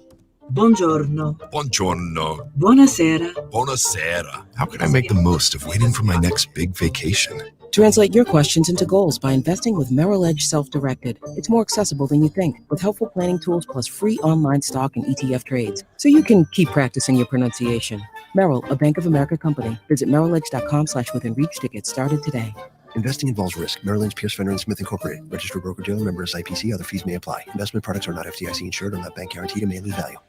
Time's running out to win over $2 million from Publishers Clearinghouse. Enter at PCH.com, and your family could soon be celebrating the win of a lifetime. The $2,500,000 mega prize is guaranteed to be awarded this December. Go to PCH.com before it's too late. That's PCH.com. Better hurry if you want to win big. Enter now at PCH.com. Entries due 11/29. No purchase necessary. Void where prohibited. Hey, Michigan, online sports betting is almost here. But wait, if you register your account early with FanDuel Sportsbook, you'll get $100 in free bets once they go live. No deposit required. Just sign up and verify your account and you're all set. $100 in free bets just for signing up early. No deposit required. No strings attached. You see for yourself why FanDuel Sportsbook is America's #1 sports betting app. Easy to use, tons of betting markets, safe and secure, fast payouts. Just sign up at FanDuel.com/100free to claim your $100 in free bets. That's $100 in free bets when you visit FanDuel.com/100free. Must be 21 and over and present in Michigan. Bonus issued a non-withdrawable site credit that expires 7 days after FanDuel goes live in Michigan. $100 is distributed as $50 site credit on each of Sportsbook and Casino. Unique user ID verification required. Offer ends on go live day. Gambling problems? Call 1-800-270-7117 for confidential help. Now back to more Paul W. Smith on WJR. Once again substituting, here's Kevin Dietz. 2 Pontiac residents in their late 60s died after driving into a lake Tuesday night, according to the Oakland County Sheriff's Office. A 911 caller reported hearing a vehicle speed up before seeing it go airborne and then land in Terry Lake. The witness then saw the vehicle sinking. Oakland County Sheriff's Office Marine Unit raced to the scene, got there quickly, and found the vehicle 25 feet underwater at the bottom of the lake, but they were not able to save the lives of the 2 senior citizens in the car. It raises a lot of concerns and questions, and we want to see where the investigation stands at this hour. So joining us on the line now is Mike Bouchard, the Oakland County Sheriff. Sheriff, thanks for being on the show. Sure. Good to be with you, Kevin. How are you? Oh, good. Thanks. I appreciate it. Yeah, I just, sad story all the way around. But have you been able to learn anything more about this accident since it happened? Yeah, it's terribly tragic. Preliminarily, we believe that the individual driving the vehicle had some type of medical event, which caused him to either lose control of the vehicle or consciousness or both, and pilot the vehicle into the lake. And tragically, the passenger was unable to escape.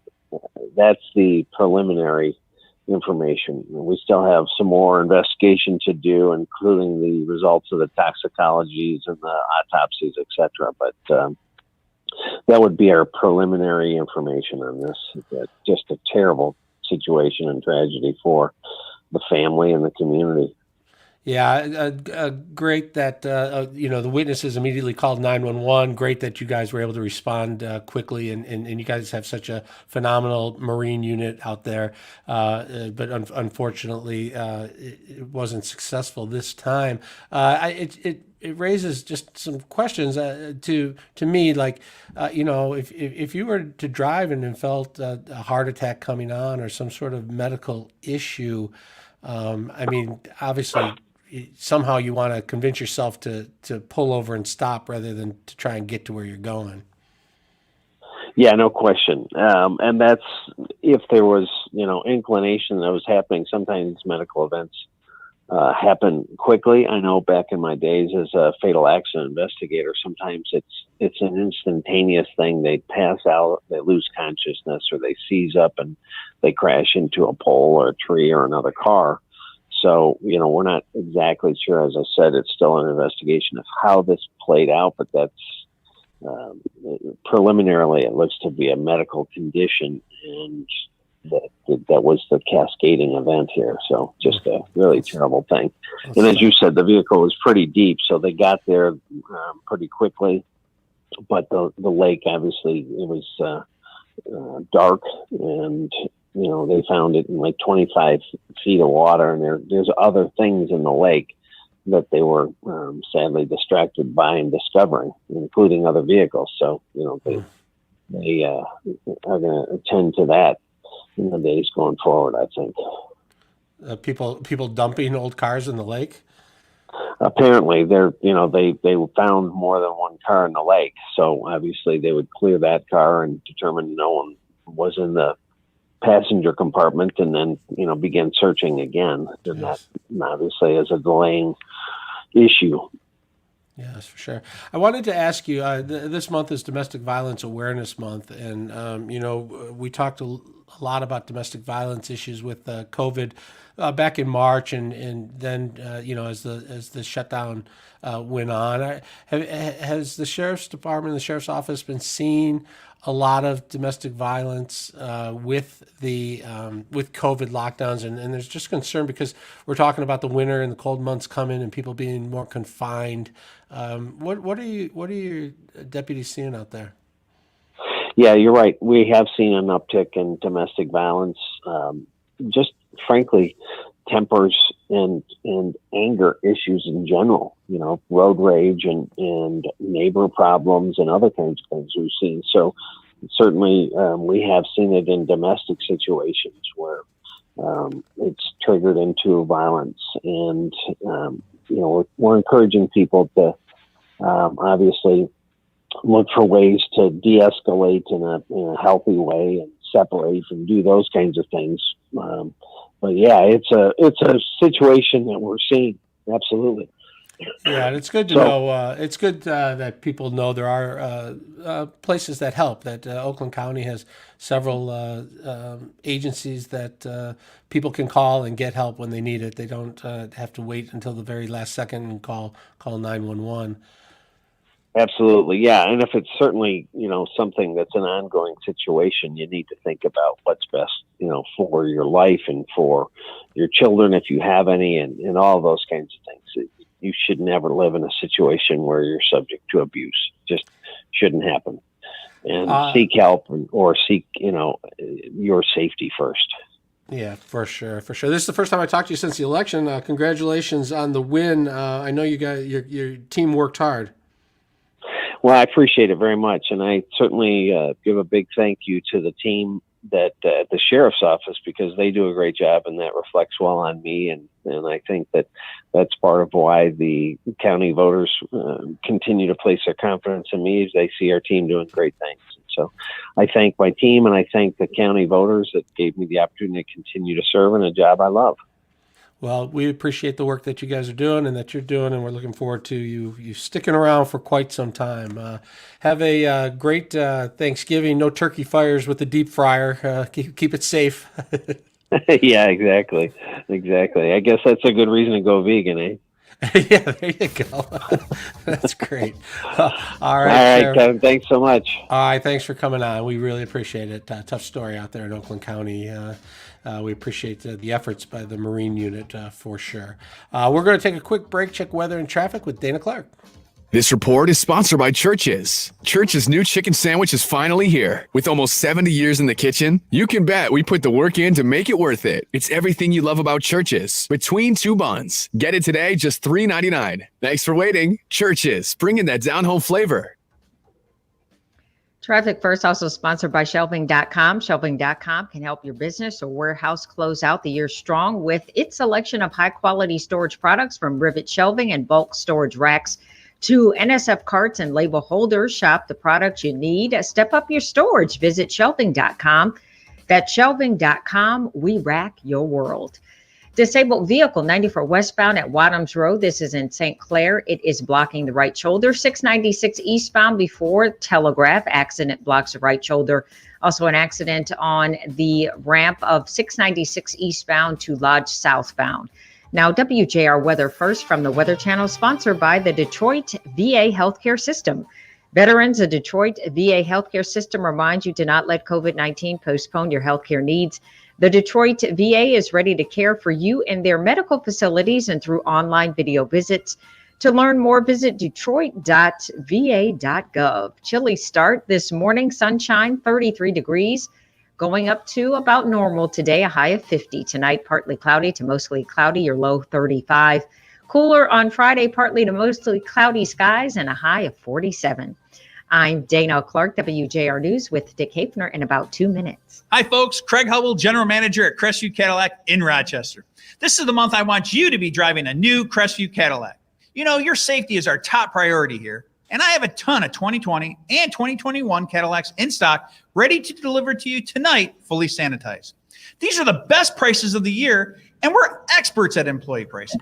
We pull ahead Cadillac leases every day, and you'll always get a Cadillac loaner here. Call us now. I'm just looking at our next guest, Melanie Lieberman. Yeah. I've never heard of this group, the Points Guy. Are they local? They're not local, but I'm going to look them up right now. thepointsguy.com. So it's actually a website, and it helps you figure out where to get your points, how to help you get the best points for travel. How to use Points Guy. So she works for the Points Guy. Okay.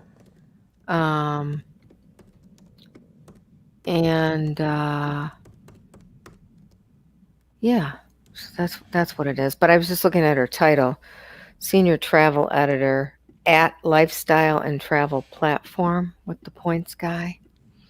That's what it said on. I may call her an expert.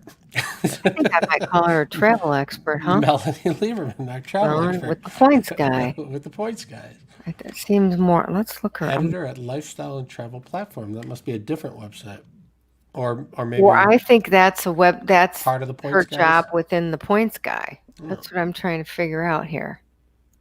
Yeah, so she works for the Points Guy, and she is the senior travel editor.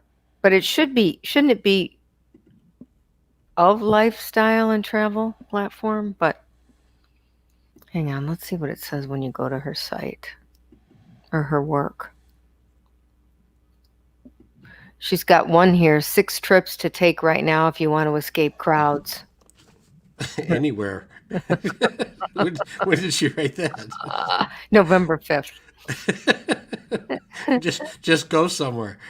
Just go. Nobody's going to be there. I saw somebody in Disney post. My cousin was posting on social media. He was in Disney. I'm not ready for Disney.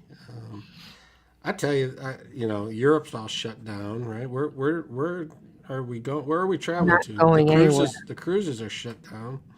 I loved that cruise conversation this morning. I know, isn't that great? A funny story, crazy. That is a great story, especially Dana's reaction. Oh, I know. Well, and it's interesting though for Carnival or whoever it was, but they basically have to face it head on because you can't not address it. You have to, kind of say, oh, look, all right, we got to win you back. But did you see their stock? The cruise industry stock went through the roof after the Pfizer announcement.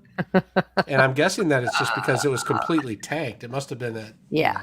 So this is Royal Caribbean looking for volunteers for a series of trial sailings. Now, Royal Caribbean's big. I think that's what I was talking about this morning. So have you cruised? Yeah, so not a lot. I did on my honeymoon. It was a short one. And then for one of my parents' anniversaries, they took everybody on a long one. And that was fabulous. It was great. But then they had really nice rooms for us. When we went as newlyweds, it was, we were cramped up in this little tiny room and and then when we, when we had a balcony on the back of the ship, that was much nicer. But I feel kind of like Vegas in that like 3 days is enough for me, unless you get off the boat for a couple days and get back on. If it's one of those longer cruises, something like that. Or do you guys cruise? Yes, I've cruised a lot actually.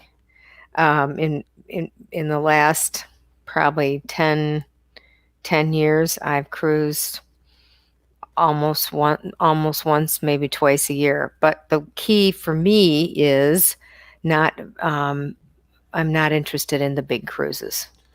So I like the smaller ships with a lot less passengers. Are the smaller ones more bumpy or no? No, not really a thing. No, it's not a thing.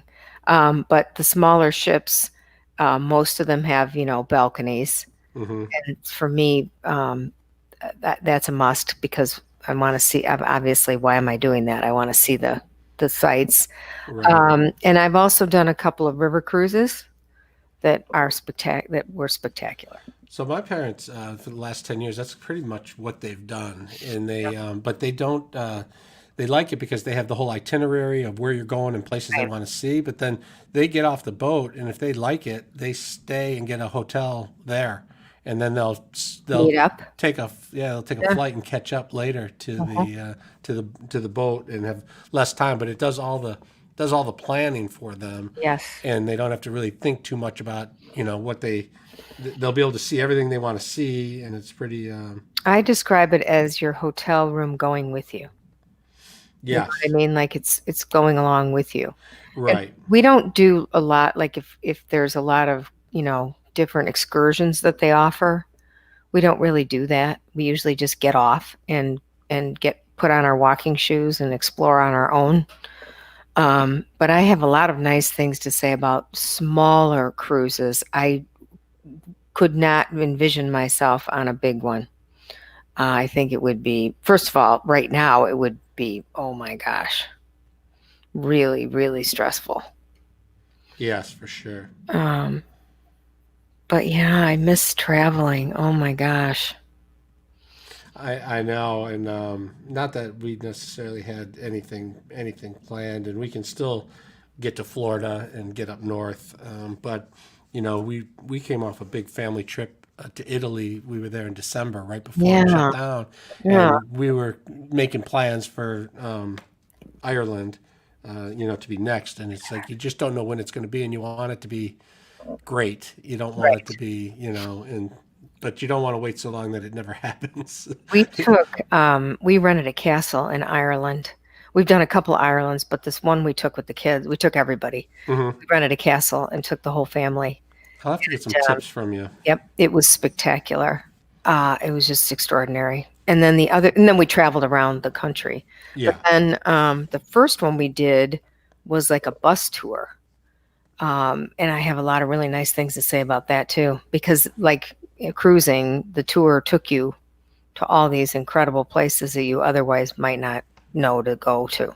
Right, which is awesome. Yep. Which is awesome. That's what we found about Italy. Like we didn't go on tours. We got drivers for the day, and the companies, they just know so much. They are like tours. They skip, Now back to more Paul W. Smith on WJR. Once again substituting, here's Kevin Dietz. Well, more than a half a year has gone by since the coronavirus pandemic nearly shut down the travel industry. What do you do now about travel? Do you travel at all? What do you do with all those points that have been adding up on all those cards and all those special deals that you signed up for to accumulate points that will make travel less expensive? Joining us now is Melanie Lieberman, Senior Travel Editor at Lifestyle and Travel Platform with the Points Guy. Melanie, welcome to the show. Thanks for having me. So I popped on your website, The Points Guy. It's thepointsguy.com, I believe. Interesting. Get a lot of advice of where to go, how to use your points, the best way to travel, when to travel, how to avoid crowds. A lot of great advice there. Thank you. Yeah, we try to really keep people apprised, especially now that things are so uncertain and so unfamiliar in the travel industry. Yeah, so walk us through this. Typically, I remember, I think of Thanksgiving, and I think of the busiest travel day of the year. I think of crowded airports and gas prices and all these things related to travel. Where are we at? Yeah, what's really interesting this holiday travel season is that for the majority of people, those old concerns, getting a good deal, avoiding winter storms or crowds at the airport, that's really fallen onto the back burner. People are really concerned about their health and safety, unsurprisingly, but those are the things that are really driving decision-making these days for travelers. And so do people travel closer to home, somewhere where they can drive, or are they still taking airplanes but staying in the continental United States? What about Disney World and places like that? They're open, but are people going? They are open. People are going. I mean, listen, there are people who have not really been fazed by this and have really pushed forward. But most people are responding to this pandemic by staying closer to home. I mean, when we're talking to travelers about the holiday travel season, people by and large are going to, if they travel at all, they're going to drive where they're going. So we're really seeing people stay closer to home, still looking to avoid crowds and other people as much as possible. But, people are getting back out there. There are people who are traveling for the first time since the onset of the pandemic for this holiday season, which I think says a lot about where people are at right now. I have a friend who in March was, like many of us, was told to work from home. This friend thought that, work from home means work from anywhere. And so he basically has been in a different place that he's wanted to go, or places that he never even thought he might go, because hotels and accommodations are very inexpensive. And he's been able to, there's no lines, no crowds at restaurants that he's wanted to try. And he's found it just an incredible opportunity to actually do more traveling. Yeah, that's a great point. And because so many hotels and airlines are operating at reduced capacity right now, for people who are comfortable getting back out there, there are those unexpected incentives, silver linings, if you will, that you're going to be having these travel experiences without having to deal with all the crowds that you might normally find, which is going to be true for people traveling during the holidays as well. Things are picking up, but I don't think we're going to see the same kind of incredible crowds that we're used to. And so what has this done to the travel industry as a whole? I think about cruise ships and all this massive industry has to be on pins and needles as they wait for a vaccine to come out. Right, absolutely. And so the travel industry is really trying to push forward as best as it can by, helping rebuild confidence. Airlines, hotels, cruise lines are all going to pretty incredible lengths to make travelers feel safe, to give them peace of mind. For those who are ready to get back out there, there's a lot happening in the way of new cleaning protocols and mandates to keep people safe and to give them that sense of security. And so people are still accumulating points and things, right? They're using their credit cards and points are adding up. And is there going to be just this crush on the system when people finally have confidence and everyone's going to have all these points? What is the industry going to do with that? That is something we are watching really closely, but people are dealing with their points and miles in different ways. The one thing I'll say for people who are thinking about getting back out there right now is a great time to use those points and miles. Aside from deals you might see, this has been a really difficult time for people financially, and it's a lot easier to put those points and miles on the line to tie those up in travel than your hard-earned cash. So for people who are sitting on the stash of points and miles, this might actually be a really good time to start thinking about future trips and getting those great deals without having to tie up your money. So if you were planning, one of those once-in-a-lifetime trips, so you're going to go to another country and have your dream family vacation, how far would you set it out to, have some confidence that it's going to be the, wonderful trip that you have imagined, pre-COVID trip? Right. Well, fingers crossed for a vaccine sooner than later. But for people who are thinking ahead, the thing to keep in mind is that right now, travel providers are being incredibly flexible. So, if you want to book 6 months out, a year out, that's great. That's a great time to be thinking about. But regardless of when you book, just make sure to read that fine print, know your cancellation and rebooking policies, and make sure that you understand exactly what you're entitled to. Because a lot of people are moving forward with future bookings, if only to have something to look forward to. Yeah, that is a good point, because you just have so much uncertainty day to day, week to week about if something's going to be canceled or not. Are the airlines being fairly good about, someone comes up with COVID and they can't go somewhere and they have to cancel, or do they need to have had bought that insurance and COVID is not an excuse or an exception?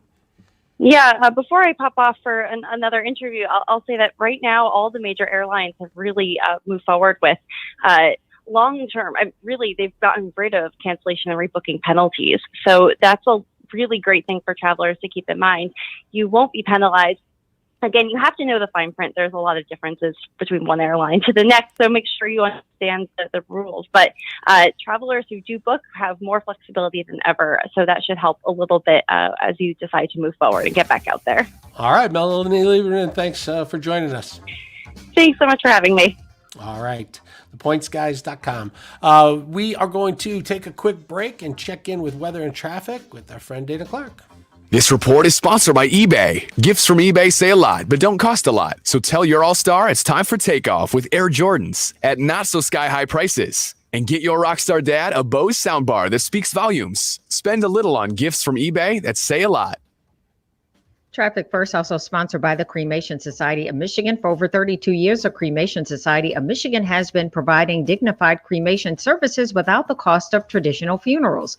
For cremation information, contact the Cremation Society of Michigan at 1-800-241-3131 or visit cremationmichigan.com. Another accident is clear from 696 eastbound right before Telegraph. Eastbound 696, though, at Northwestern or Lasser, accident is blocking that ramp. 696 eastbound specifically to Lodge southbound. Now, WJR Weather First from the Weather Channel, sponsored by Marathon. No matter where your travels take you, Marathon can improve your engine performance with quality top-tier gasoline. Marathon, fueling the American spirit. Looking good today. A few clouds and probably heavier jacket on this morning. A few clouds this afternoon and cooler 52 degrees.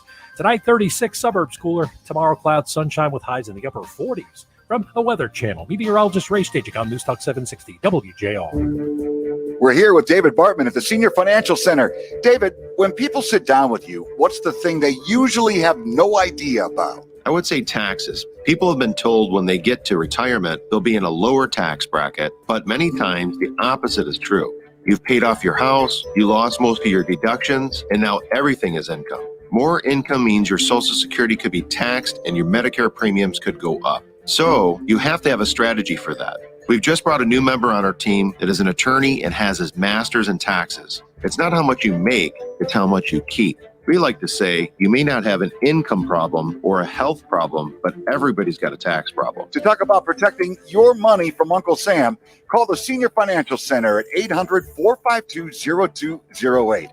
Again, that's 800-452-0208, or go online at srfcenter.com. David Bartman is a licensed professional in the state of Michigan for the products he sells. Learn all about heart attack, stroke prevention, artery disease, and how to beat the widowmaker from Dr. Brian Colander, MD, arteriologist and internal medicine specialist. Tonight at 7:05 p.m. on News Talk 760 WJR. WJR and the Chilani Family Foundation have launched Hunger Free in the D, a 3-week matching gift campaign to support the Capuchin Soup Kitchen and Gleaners Community Food Bank. Our goal is to provide 500,000 meals to struggling families during the holidays. And now the Chilani Family Foundation will match up to $200,000. Now, as we prepare for Thanksgiving, let's help Gleaners and the Capuchin Soup Kitchen make a difference for those less fortunate. This is Dario Bergamo, proud supporter of Hunger Free in the D. Without business leaders in the community, we really would not be able to continue what we do. Chilani Family Foundation's Tom Chilani. The partnership between Capuchins and Gleaners is very strong.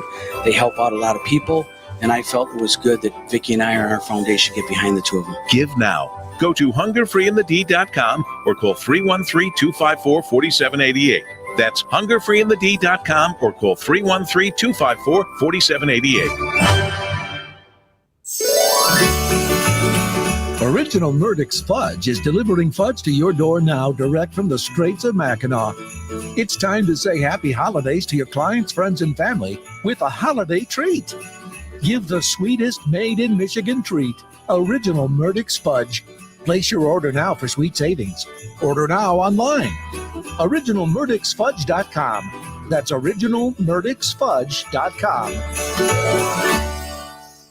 Hey, Michigan, Frank Beckman here, and I've been waiting a long time to say this, but online sports betting is almost here. That's right. You can bet on your favorite teams. It's coming very, very soon, but I've got even more good news. If you register your account early with FanDuel Sportsbook, you're going to get $100 in free bets once they go live. There's no deposit required. You just sign up, verify your account, you're all set. $100 in free bets just for signing up early. No deposit required, no strings attached. FanDuel Sportsbook is America's #1 sports betting app.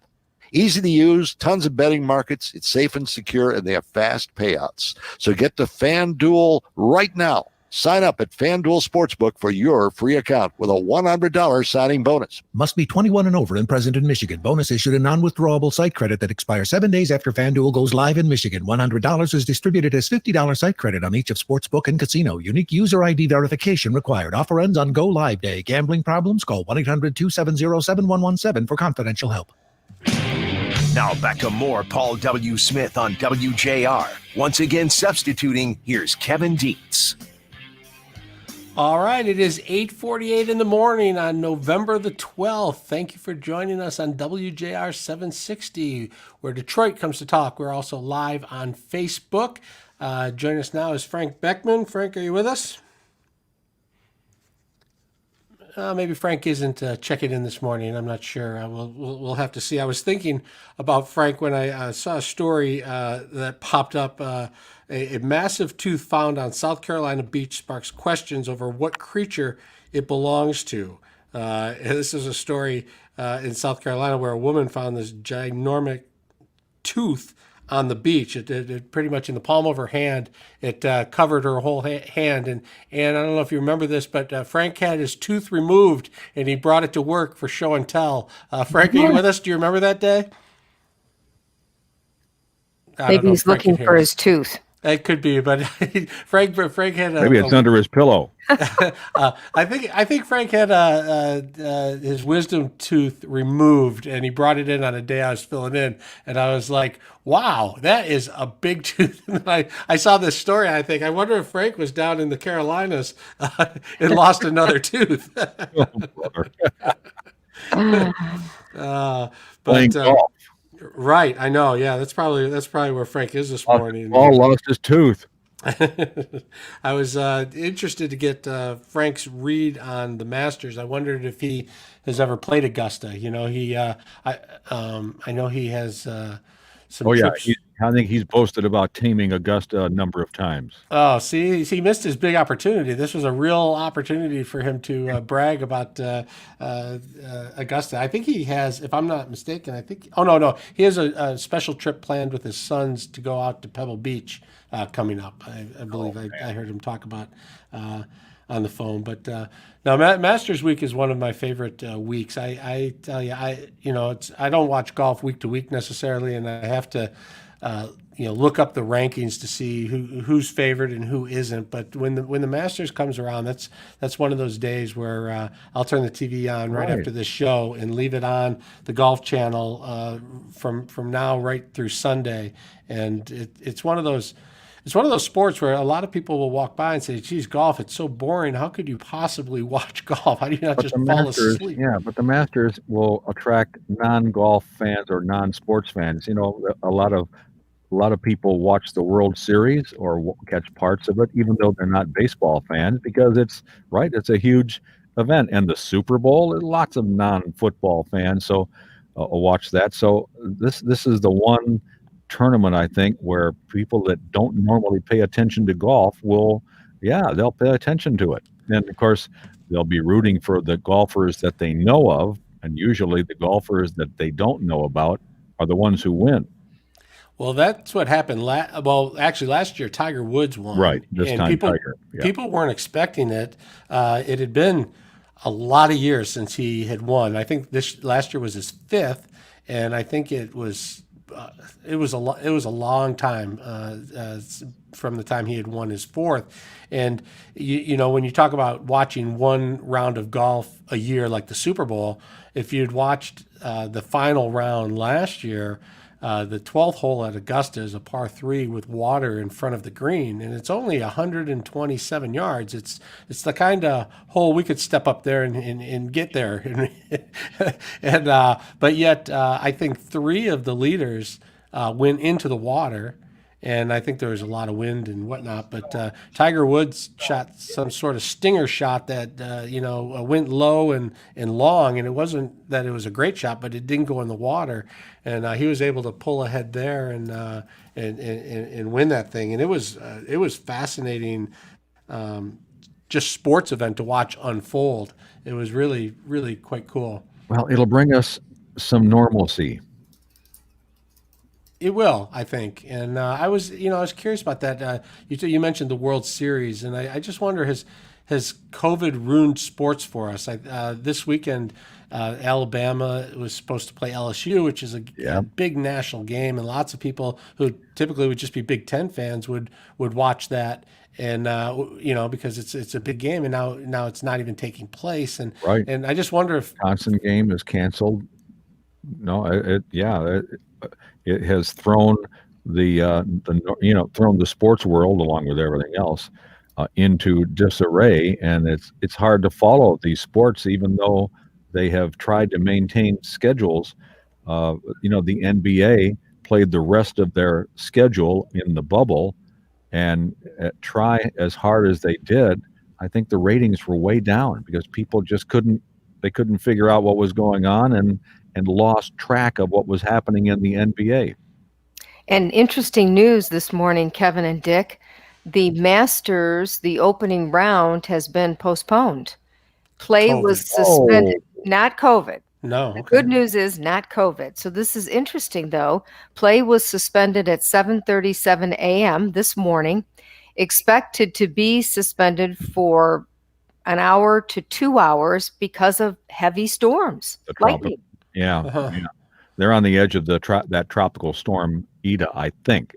That's what I would think. I haven't looked at the weather map. You're absolutely right, Dick. It says heavy rain with embedded storms, and it looks like throughout the day today. So they'll play a little bit and then maybe have to stop throughout the day. Hashtag 2020. Right. COVID. If it's not the COVID, it's tropical storms and rain, telling us once again Mother Nature is in charge one way or the other. Yeah, that the Masters is going to play more like the British Open. If you ever watch that thing, they play in some horrific weather over there. Oh man, that's not why we tune into the Masters. We like to see sunshine and warm temperatures. At least somebody enjoying it. Absolutely. That makes it interesting, and because then they got to squeeze 4 rounds into fewer days, and that sort of changes everything. And it's also changed my plans for today. I was ready to flip this off and turn on the Masters, and now I'm probably going to have to go do some chores. Go for a walk. Another walk, another COVID walk. That's about all we do anymore. Well, thank you guys for jumping in here, and hopefully we'll find Frank. Frank's show is up next, and I'm sure he's got a lot of good stuff planned for us as always. Thanks for checking in with us today for the last several hours, and we'll be back tomorrow, so you can pop back in. And right now we'll say good morning and goodbye to our fans here, and welcome you to join the Frank Beckman Show. Let's check weather and traffic with Dana Clark. This report is sponsored by Merrill. When questions find you, Merrill Edge Self-Directed Investing has personalized tools and insights to help you find answers. Get started at merrilledge.com/withinreach. Merrill Lynch, Pierce, Fenner & Smith Incorporated. Registered broker-dealer, member SIPC. Well, Kevin, earlier accident along 696 eastbound at Lasser. That is clear. Don't go anywhere yet, Kev. No, I won't. I just sent a note to Brian saying, have we found Frank or do we need to stand by? Isn't that interesting, though? Weather. Yeah. That's not something that typically happens at Augusta. You know why, though? Because it's not usually this time of year. Right. Oh, right. We're several months late, right? We're several months off. They were saying that Tiger Woods, Tiger Woods we're got 6 to keep months his off. jacket longer than anyone else because the way that works, once you come back to Augusta, once you're on the property, you have to return the jacket. And really? So he had his jacket for 18 months instead of 12 months or whatever the time change was there. Yeah, so yesterday apparently some of the practice rounds couldn't go off, and then some got on, but not everyone. And then tomorrow and Sunday look to be much better day, like beautiful. Yeah. Well, that's all that really matters. Only the diehards are watching Thursday and Friday. Right. Although I do agree with you with COVID, like what Dick was saying, it was just such a nice break. Oh, yeah. Or the election stuff, just something to sit back and watch and really get into and enjoy that you don't have to worry about. Yeah, have you been binge watching TV shows? There's our family now because people are out of stuff. So anytime someone finds something, they text everybody in the family and said, "Hey, found a good one. Check this out." But we just watched that Queen's. Gambit. Queen's Gambit. That was really fascinating. So Greg Russell recommended that we watch that one time. I haven't watched it yet, but I see everybody talking about how good it is. Yeah, it's just it's almost one of those shows that you go, is this based on a true story? Because it sort of sounds like it would be, but it was really well done. It was interesting. It's only one season. I think it's 7 or 8 parts. And they just did a really nice job of moving the story along. And interesting because it's a story about a chess player, which sounds like it would be very boring. Interesting, yeah. And it's not at all. It was very, very well done. We were very happy with it. I'm gonna have to check that out. That would be something fun to do. Yeah, you will like that. We were of course we're going to bed a little early right now doing the show, but so we were trying to find something to watch just for a minute, and we were just sort of scrolling through, and we went past The Wire, which I've heard about for like 10 years. It's about a Boston police department and corruption. Love that. Yeah, I'd be right up by, and I said, "Hey, what?" And she's like, "Well, they're 60 minutes long. You're not going to watch that." And it's like 10 years, like it went on for 10 years or something. There's like 60 episodes or something. It was a long series, I said, well, that would be perfect for the next wave, for the second Perfect wave. for the winter. So You we might just wanna get going. So we played the first one, but only about 10 minutes before I was falling asleep and had to check out. But, We have the same situation over here. Yeah. We're trying to watch something where we know we can make it through it. Right. Right. And that's Jeopardy at 7:30 and then to bed. It's not that bad, but it's close. Yes. I keep threatening that because it gets dark about 6 o'clock now or so, and I keep saying I'm going to just go to bed as soon as it gets dark, but then I don't. But that's all right. One more day, right? Yes, one more day, and we've got some stuff already lined up, but I will send you some information along the way. Let me know if you see anything. I wouldn't mind somebody on the Masters update. Yeah, I don't know who around here. I was thinking about that, and I just don't know. Like, I'm sure there's a golf pro or somebody. We used to use Barton Capillion, but he passed. He passed away. Or is there a golf journalist or somebody who? Barton used to be just spectacular. Is that Michigan broadcaster who does everything? Do the Masters now? He went to like Central Michigan. Can't think of his name. Oh, are you thinking of Mike Tirico? Yes, Mike Tirico. Does he do the Masters? He might. Oh, he'd be good. Yeah, he does everything now. He's like the main man. Yeah, he's excellent. All right, let me look into that. And if you see anything else, let me know. Yes, I will. I got a 12:30 meeting. You got some meetings today, so we'll be doing that late night booking. Definitely. Yeah. My first meeting starts at 10. So I'll start on this and then we'll talk later in the day. Okay, have a good day. Thanks for All everything. right, folks. I'm assuming we're not needed. I guess not. They should be closed. They'll call us. Paul's just on vacation, Jan. He'll be back next Friday, I believe. Next Thursday. Or next Thursday. Yeah. So don't worry about Paul. He's good. Yeah. Getting some much needed rest. And thanks everyone else for showing up. We appreciate it. See you guys later.